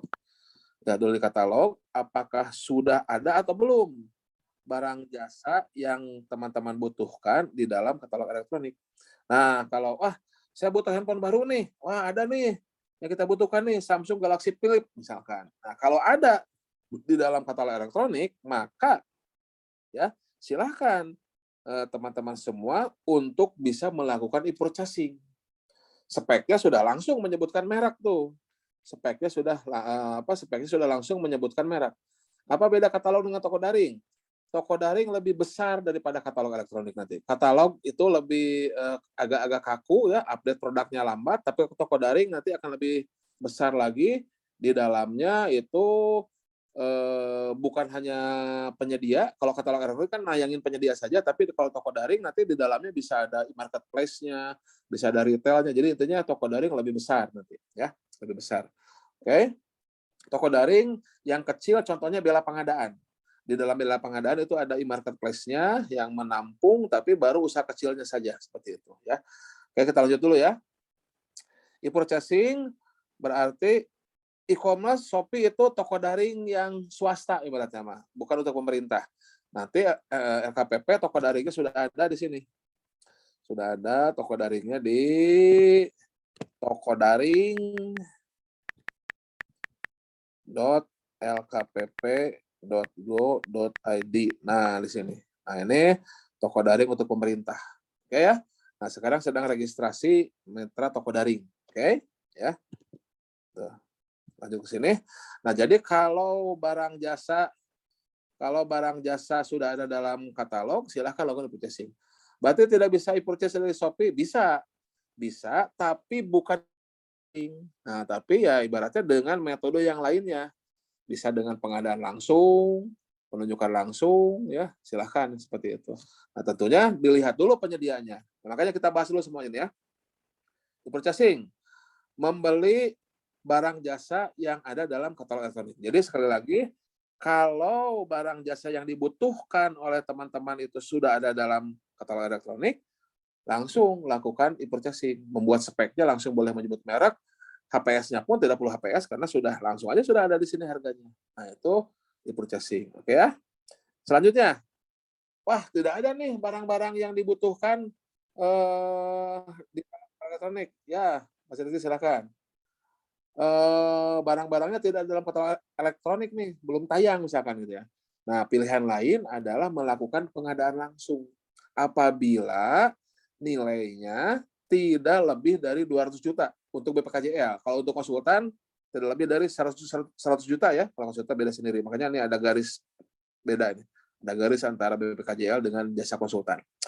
Nah, kalau barangnya dibutuhkan oleh teman-teman itu nilainya tidak lebih dari 200 juta, maka bisa melakukan pengadaan langsung dengan mengundang satu penyedia. Tentunya mengundang satu itu, kalau banyak penyedia yang bisa, ya kita ibaratnya melakukan semacam survei dulu nih. Ataupun dari kontrak-kontrak sebelumnya, ya ada preferensi, silahkan. Kalau emang bagus kualitasnya, kita undang satu penyedia. Ya, dengan mengundang satu penyedia untuk memasukkan penawaran pengadaan langsung. Atau, wah ini nggak bisa nih nilainya di atas 200 juta. Maka opsi lain adalah dengan melakukan penunjukan langsung. Nah, penunjukan langsung itu berapapun nilainya, silahkan bisa melakukan penunjukan langsung. Karena penunjukan langsung itu bukan dibatasi nilai, tapi dibatasi oleh keadaan tertentu. Nah, keadaan atau kondisi tertentu apa? Nah, ini sesuai pasal 38 ayat 5, konversi mendadak, rahasia, satu kesatuan sistem, hanya satu penyedia yang mampu, benih, bibit unggul, karpras untuk masyarakat berpenghasilan rendah, spesifik, punya hak paten, tender ulang gagal, ya, atau pemutusan kontrak, silahkan itu lakukan dengan penunjukan langsung. Jika ada kebutuhan di katalog, apa tadi ada pertanyaan? Biar cepat ya. Tapi pengirimannya lama, ya silahkan. Karena apa? Karena kan pengiriman itu termasuk dalam spesifikasi. Jadi kalau spesifikasi kita, kebutuhan kita tidak bisa dipenuhi oleh e-purchasing, katalog elektronik, maka silakan pilih metode lain. Intinya begitu, ya. Jadi kalau barangnya ada tapi speknya tidak sesuai, ya berarti bukan ada barangnya itu, ya. Berarti ya barangnya tidak sesuai spek, ya berarti tidak ada barang dalam katalog elektronik yang memenuhi kebutuhan, begitu ya. Oke. Nah, kemudian penunjukan langsung tadi bisa nih memenuhi kondisi tertentu. Silakan lakukan penunjukan langsung dengan mengundang satu penyedia tadi yang mampu tadi, yang punya hak paten. Satu-satu penyedia yang mampu silakan undang untuk melakukan penunjukan langsung. Wah, ternyata pengadaan kita tidak termasuk dalam kondisi tadi itu, bukan rahasia, bukan hak paten ya. Bukan tender gagal, ulang gagal, nah, maka tidak bisa lakukan penunjukan langsung. Opsi lain adalah kita lihat di sikap. Sikap itu adalah sistem informasi kinerja penyedia atau semacam vendor management system. Sudah ada belum penyedia-penyedianya di dalam sikap? Nah, apabila penyedia-penyedia yang kita butuhkan itu ada di dalam sikap, ya, maka silahkan teman-teman bisa melakukan yang namanya tender cepat. Dengan setting, caranya adalah dengan setting kriteria nanti. Setting kriteria, misalkan izin usahanya ini, pengalamannya sekian tahun, tenaga ahlinya ini, punya alat ini. Nah, maka nanti aplikasi SPSE, ya, aplikasi tanda cepat akan memilih penyedia yang cocok dengan kriteria yang kita setting. Nah, maka penyedia yang cocok dengan setting kriteria tadi akan terundang untuk mengikuti tender cepat. Nah, nanti pelaku usaha yang terundang, dia hanya menawarkan harganya saja. Karena tender cepat itu untuk spesifikasi yang umum, yang jelas, sudah tidak ada perdebatan lagi. Ya, biasanya seperti itu. Konstruksi tidak cocok untuk tender cepat. Ya. Oke. Nah, kalau memang seperti itu, silakan lakukan tender cepat. Oh, tidak bisa tender cepat nih, speknya misalkan tidak umum, penyedia juga belum ada sikap, maka lakukanlah tender. Kalau tender berarti kita mengumumkan, nah silakan nanti penyedia yang mampu akan mendaftar ke dalam proses tender kita. Nah, seperti itu. Apa bedanya tender cepat dengan tender secara mudahnya? Ya kalau tender cepat itu seperti kita mancing di kolam. Jadi kalau kita teman-teman sekumpulan mau mancing di kolam, kita tuh bisa bisa setting kriteria tuh sama yang punya kolam. Mas tolong ya tolong disediakan tuh ikan gurame 5 kiloan. Ya, itu kolam itu sikap itu, vendor manajemen sistem itu. Sistem informasi kinerja penyedia, itu vendor manajemen sistem. Nah, kolamnya itu adalah kolam penyedia. Nah, sehingga kalau kita setting kriteria, pingin gurame sekiloan, pingin ikan mas 5 kiloan. Nah, kalau memang sudah ada di situ, kita tinggal mancing aja. Tinggal mancing, sesuaikan umpannya, kailnya, maka kita akan dapat penyedia yang sesuai dengan kriteria. Itu kalau sikap, maka bisa cepat tuh. Bisa cepat kita lakukan kalau tender cepat, ya melalui sikap. Tapi kalau tender, kita seperti mancing di lautan tuh. Kita tidak tahu ikannya ada di mana tuh. Yang penting tebar aja jala, kan? Tebar aja pengumuman. Nah, nanti pelaku usaha yang tertarik akan mendekat tuh. Seperti itulah simpelnya ya, antara tender cepat dengan tender. Nah, seperti itu. Nah, itu untuk barang, pekerjaan konstruksi, dan jasa lainnya. Bagaimana kalau untuk konsultan? Nah, kalau konsultan, ya, untuk nilai sampai dengan 100 juta, silahkan bisa melakukan pengadaan langsung. Atau pengadaan langsung nggak bisa, kita lihat penunjukan langsung. Masuk nggak kondisi-kondisi tertentunya? Kalau memang kondisi tertentunya masuk, nah silahkan bisa melakukan penunjukan langsung. Ya. Hati-hati pengadaan langsung konsultan 100 juta ya. Kalau BPKJL 200 juta pengadaan langsung. Ini suka beda tipis ya. Beda tipis atau beda tebal lah silahkan. Nah makanya penting di awal kita mengetahui ini jenis barang jasanya apa. Karena nanti di dalam soal tidak akan disebutkan untuk pengadaan barang, enggak. Untuk pengadaan konsultan, enggak. Nanti di dalam soal itu yang ditanyakan, contohnya untuk perencanaan pembangunan jembatan, oh ini perencanaan jasa konsultan. Untuk pembangunan gedung, oh ini konstruksi. Untuk pengadaan jasa catering rumah sakit, oh ini jasa lainnya. Nah baru kita tentukan apa metode pemilihan penyediaannya. Nah ini metode pemilihan penyedia ya untuk barang, konstruksi, jasa lainnya, dan jasa konsultan. Ya. Nah tadi yang dipersiapkan oleh Pokja pemilihan ya, yang di dalamnya ada spek, HPS, dan kontrak yang ditetapkan oleh PPK.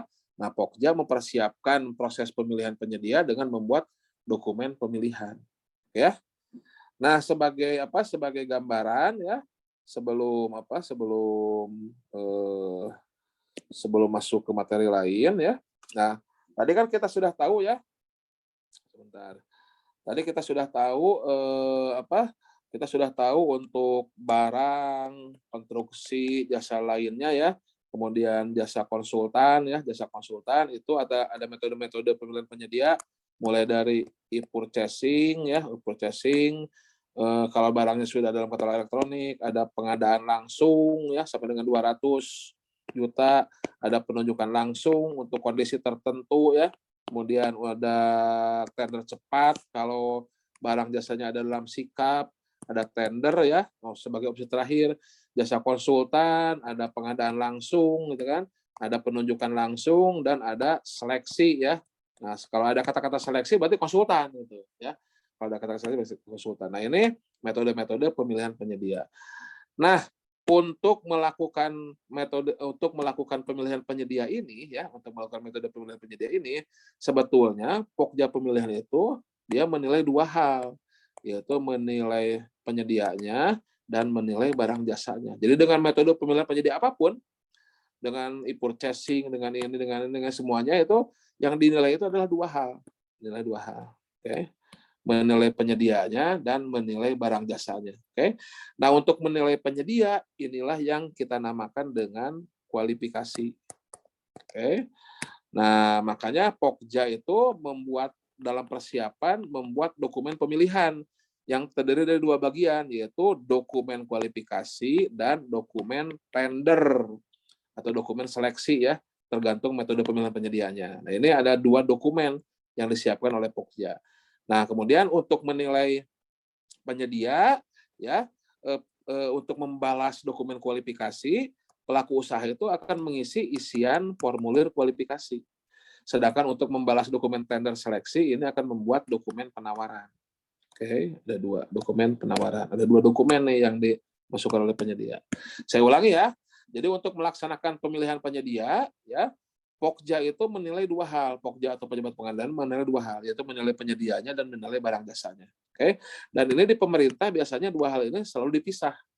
Ini selalu dipisah biasanya, ini terpisah ini. Ya, jadi kita harus tahu ini kita sedang menilai apa nih, menilai penyedia atau menilai barang jasanya. Kalau menilai penyedia, kita berarti melakukan kualifikasi. Kalau menilai penyedia, berarti kita berbicara tentang isian formulir kualifikasi. Kalau kita menilai barang jasanya, dokumen yang disediakan adalah oleh Pokja adalah dokumen tender atau seleksi. Nanti pelaku usaha peserta memasukkan dokumen penawaran yang isinya ada 3, yaitu administrasi, teknis, dan harga. Oke.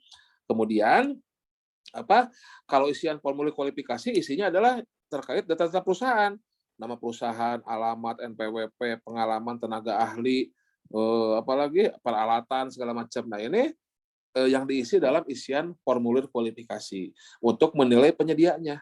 Nah kemudian untuk memasukkan atau untuk menilai kualifikasi atau untuk menilai penyedia, caranya ada 2. Ini sebagai penguatan konsep dulu ya, sebelum kita bahas lebih jauh lagi, biar kita tahu positioningnya.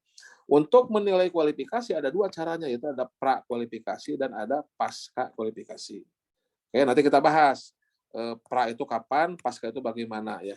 Kemudian untuk memasukkan dokumen penawaran yang terdiri dari administrasi dan harga itu caranya ada 3 cara, yaitu dengan 1 file, dengan 2 file, dan dengan 2 tahap. Oke. Nah, kemudian untuk mengevaluasi kualifikasi, untuk mengevaluasi penyedia dengan cara pra atau pasca itu ada 2, yaitu dengan sistem gugur, ya, dan ada sistem dengan pembobotan ambang batas. Pembobotan dengan ambang batas. Nah, sedangkan untuk menilai ini evaluasi ya, evaluasi kualifikasi. Ya. Oke, kalau ini, nah kemudian kalau evaluasi penawaran, ya, evaluasi dokumen penawaran untuk menilai barang jasa itu untuk BPKJL ya, untuk BPKJL ada sistem harga terendah, ada biaya selama umur ekonomis, kemudian ada sistem nilai. Kalau untuk jasa konsultan itu ada kualitas biaya, pagu anggaran, dan biaya terendah. Nah ini maksud saya biar tahu positioningnya dulu. Biar tahu cerita globalnya dulu, sehingga nanti kalau kita membahas terkait penyampulan prapaskah, kita sudah tahu, oh ini sedang membahas penilaian penyedia, oh ini sedang membahas dokumen penawaran, ya, sehingga kita tahu bahwasannya, oh sistem gugur itu ada di kualifikasi, ya, penilaian ambang batas ada di kualifikasi, sedangkan sistem nilai segala macam ada di dokumen penawaran, seperti itu, ya. Kalau prakualifikasi itu bagaimana? Kalau prakualifikasi itu tidak semua peserta bisa memasukkan penawaran, ya. Tidak semua peserta bisa memasukkan penawaran. Hanya yang lulus kualifikasi saja yang bisa memasukkan penawaran. Ini kalau prakualifikasi. Tapi kalau pasca kualifikasi, semua yang mendaftar dia boleh langsung memasukkan penawaran. Boleh langsung memasukkan penawaran. Kalau pasca kualifikasi. Seperti inilah pertandingan Piala Dunia ya. Pertandingan Piala Dunia kan sepak bola ada prakualifikasi Piala Dunia dulu kan. Sehingga tidak semua negara itu bisa langsung ke final ya, hanya yang lulus saja, hanya yang lolos saja dalam kualifikasi, hanya yang bagus saja bisa memasukkan penawaran di final Piala Dunia kalau prakualifikasi. Nah kalau pasca kualifikasi itu langsung ya, kayak bisa seperti ada suatu pertandingan ya. Kalau pasca kualifikasi berarti langsung dibikin sistem gugur, ini lawan ini dan sampai ke semifinal, final. Nah, itu kalau pasca kualifikasi. Tapi kalau pra difilter dulu. Nah, pra kualifikasi itu biasanya untuk pekerjaan-pekerjaan yang kompleks. Di sini sudah ada contekannya. Nah, pra kualifikasi untuk pekerjaan yang kompleks kalau BPKJL. Kalau pekerjaan sederhana pasca kualifikasi. Kenapa pekerjaan kompleks pakai pra kualifikasi? Agar pokjanya tidak gempor. Karena kan pekerjaan kompleks kan pasti dokumennya tebal. Dokumen penawarannya pasti tebal. Nah, sehingga dipilih dulu tuh mana yang bagus ya, baru silahkan bisa memasukkan penawaran ya. Kemudian kalau untuk konsultan dia badan usaha ya, badan usaha berarti pra. Kalau perseorangan pakai pasca kualifikasi. Kenapa badan usaha perlu pakai pra kualifikasi? Ya itu juga sama biar pokja tidak gempor juga. Karena kalau dengan pra kualifikasi seleksi dibatasi maksimal 7 peserta. Nah, kalau kebanyakan gempor juga. Kenapa konsultan gempor dibatasi maksimal 7? Karena konsultan itu kan yang dinilai adalah tenaga ahlinya. Nah, itu menilai satu tenaga ahli aja itu lumayan itu. Menilai pendidikannya, menilai sertifikasinya, menilai pengalamannya, dicek lagi pengalaman satu persatu. Nah, badan usaha kadang ada 7 tenaga ahli, ada 10 tenaga ahli. Sehingga lumayan gempor kalau terlalu banyak. Maka digunakanlah prakualifikasi. Itu kurang lebih kenapa prakualifikasi itu untuk komplek atau untuk badan usaha konsultan. Sedangkan kalau yang sederhana atau konsultan perseorangan, kita gunakan pasca kualifikasi. Nah, itu kurang lebih gambarannya ya. Nah, nanti evaluasinya bisa sistem gugur atau dia selama umur ekonomis. Nah, kemudian kalau dokumen penawaran yang terdiri dari 3 isinya, yaitu administrasi teknis harga, ini cara pemasukannya ada 1 file, 2 file, 2 tahap, nanti kita bahas ya. 1 file, 2 file itu bagaimana, sebetulnya sudah ada juga contekannya, atau yang sudah mau duluan ini silahkan, bisa dilihat di channel YouTube-nya. Nah, kemudian setelah pemasukan pembukaan, baru ada evaluasi penawaran. Ya, dengan sistem harga terendah, baseline ekonomis, atau sistem nilai, atau konsultan ada 4 banyak. Nanti kita jelaskan. Ini sebagai gambaran awal dulu, cerita bagaimana Pokja melakukan proses pemilihan penyedia. Gitu ya. Oke. Nah, selanjutnya, karena baterai iPad saya sudah mau habis, ya. Oke. Kenapa ini saya tidak bisa polling ya? Sebentar. Saya harus sleep dulu kayaknya baru bisa polling. Oke, sesi terakhir kita polling ya. Saya leave dulu dari sini.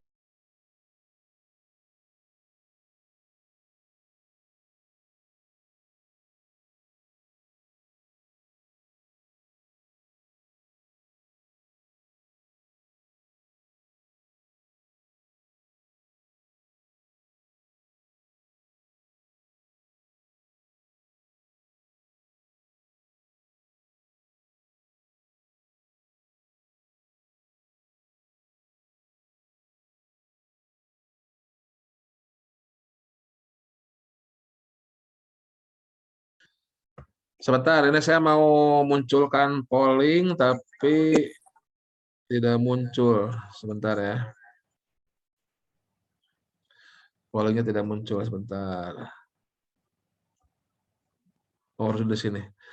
Oke, sesi terakhir kita coba polling terkait metode pemilihan penyedia yang tepat. Nah, ini sedikit saja lah ya.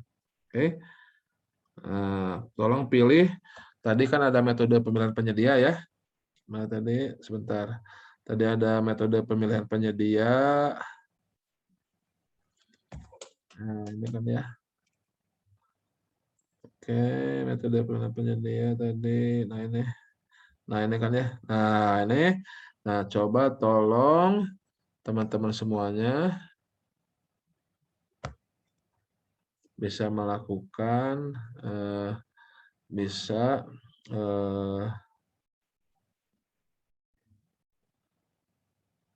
memilih pemilihan penyedia yang tepat yang mana. Nah, ini sedikit lah ya. Nah, silahkan. Sudah muncul ya? Ininya. Pollingnya sudah muncul.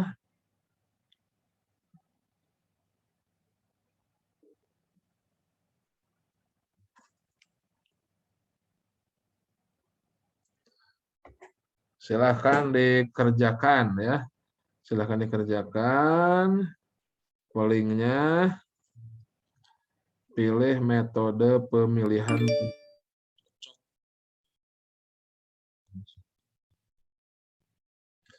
Nah, ini kan ya. Nah, silahkan pollingnya dikerjakan. Oke, udah muncul ya.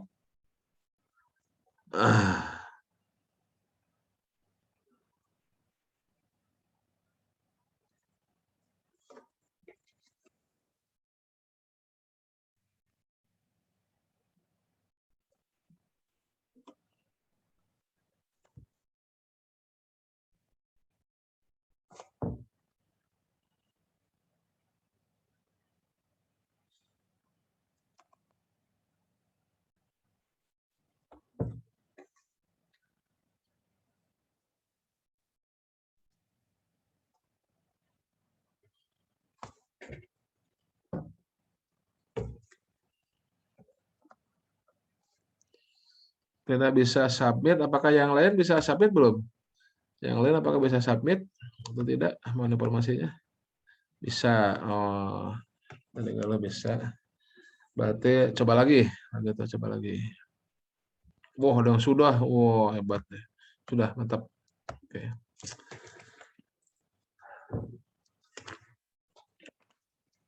6 soal ya, sedikit lah ya. Nanti kalau mau banyak nanti kita buat sesi latihan soal ya. Jadi pada intinya saya belum bisa memberikan soal-soal ya, karena ya nanti kalau langsung bahas soal tapi konsepnya belum kuat ya ini juga ya. Nanti bisa ya capek juga gitu jelasannya, maksudnya kita perkuat dulu konsepnya. Nah, baru kalau setelah mantap baru kita latihan soal gitu ya. Biar nyaman ya, biar nyaman kita belajarnya.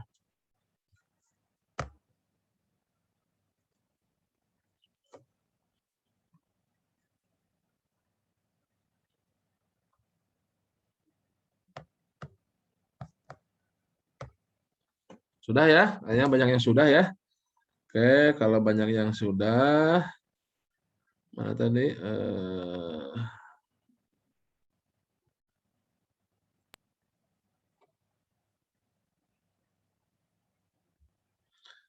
Banyak yang sudah. Selesaikan. Mana tadi polipol? Nah, ini ya. Oke. Pilih metode lobat. Waduh, ini 10% nih. Mudah-mudahan cukup sampai bahas ini. Saya ini lagi di luar nggak bawa casan ini. Nah, habis. Nomor 1, pengadaan komputer, printer, KPUD. Sebentar. Ya, malam.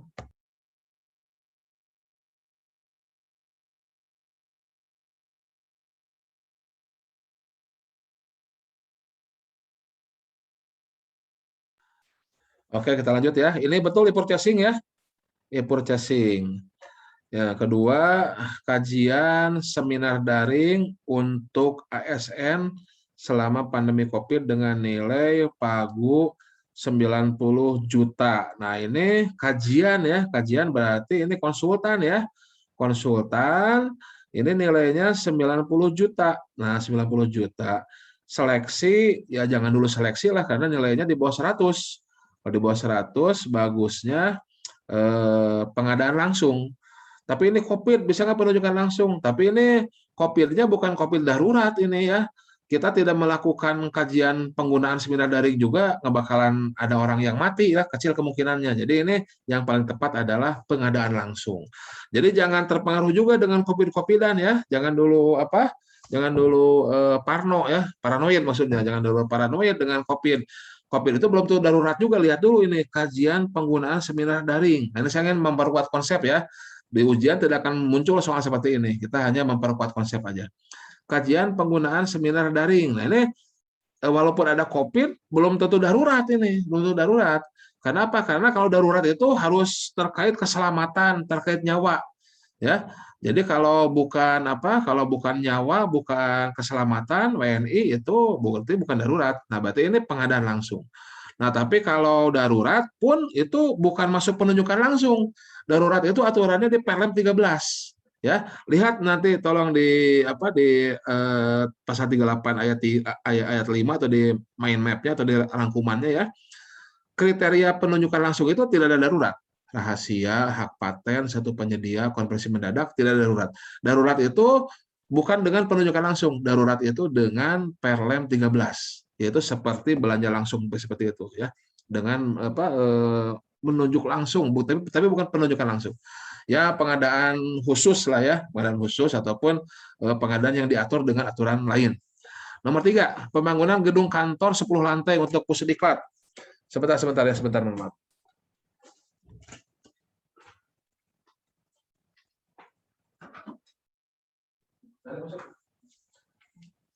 Belum pada datang itu? Ya. Oke, kita lanjut ya. Pembangunan gedung kantor 10 lantai untuk Pusdiklat LKPP dengan anggaran 100 miliar. Nah, ini gedung kantor konstruksi ya. Konstruksi 100 miliar. Tender pasti ini. E-purchasing mana ada konstruksi 100 miliar di dalam katalog ya, seperti itu. Kemudian nomor 4, pengadaan aplikasi software sistem informasi rumah sakit yang memiliki hak paten. Nah, hak paten ini udah langsung penunjukan langsung ya, penunjukan langsung karena ini sudah punya hak paten. Kemudian pengadaan event organizer dengan spesifikasi sederhana. Pelaku usahanya banyak dalam sikap. Nah, paling tepat adalah dengan tender cepat ya, dengan tender cepat. Penunjukan langsung tolong dilihat tadi ya, kriteria penunjukan langsung ini tidak termasuk kriteria penunjukan langsung ya, seperti itu. Nomor 6, kajian pembangunan gedung kantor gubernur dengan konstruksi green procurement. Kajian berarti konsultan. Konsultan pilihannya seleksi, oke. Tender itu bukan untuk konsultan tapi untuk BPKJL. Penunjukan langsung bisa nggak gedung kantor gubernur? Kayaknya tidak termasuk kriteria ya. Jadi saya ulangi, masih banyak yang milih penunjukan langsung nih, yang senang penunjukan langsung ya. Penunjukan langsung itu tidak dibatasi nilai, tapi dibatasi oleh kondisi tertentu. Apa kondisinya tadi? Rahasia. Rahasia, betul, rahasia. Hak paten, satu penyedia, standar seleksi ulang gagal ya, terus benih, obat. Nah, itu kalau masuk kriteria itu berapapun nilainya silahkan penunjukan langsung. E-purchasing belum ada e-purchasing untuk kajian konsultan ini. Itu ya.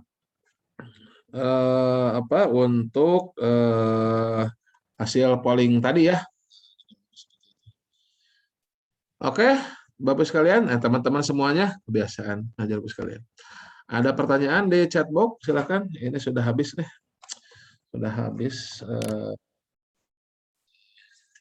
Sudah habis ini baterainya nih.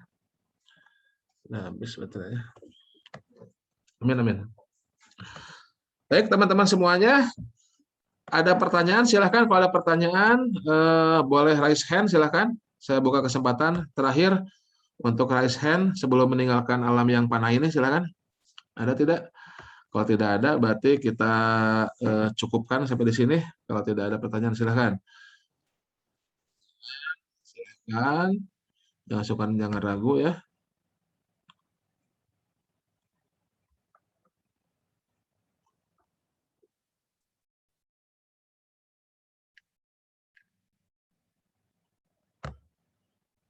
Oke, kalau ada pertanyaan, nomor 5 tadi apa kuncinya? Aduh, kuncinya ketinggalan di rumah nih. Nomor 5 tadi ya, nomor 5 itu apa? Nomor 5, event organizer yang banyak dalam sikap. Sikap itu pasti tercepat. Sikap itu pasti tercepat. Semuanya ya. Untuk hari ini cukup sampai di sini ya. Ya, mungkin mudah-mudahan kita bisa, mudah-mudahan minggu depan kita adakan lagi. Ya silakan ini Nur Eka ada pertanyaan, silakan. Kalau mau ini silakan. Bisa unmute. Mana tadi? Assalamualaikum. Pak, mohon dikirimkan mind map-nya, caranya gimana, Pak? Saya suaranya belum muncul, sebentar. Gimana, Mbak Nur? Ya, mohon maaf, bisa dikirimkan mind map-nya itu yang tadi, yang kayak peta itu, caranya gimana mendapatkannya? Terima kasih. Iya. Ya, WA aja ke saya Pak ya, atau lihat di blog ya. Siap. Oke, Pak, siap. kamu udah buka blog saya? Ya, nomor WA-nya berapa, Pak? Sudah buka blog saya belum? Healthy.net? Belum, Pak. Berarti buka dulu blognya kalau gitu Pak Nur. Baik. www.healthy.net. Nah, ya. Di sini sudah lengkap ya. Nah, ada nomor handphone saya ada di sini. Kalau mau beli buku mind map, tinggal diklik ini buku mind map. Nah, ada kontaknya di sini, yang mau dihubungi silahkan, gitu ya. Oke. Ya, baik, Pak. Terima kasih, Pak.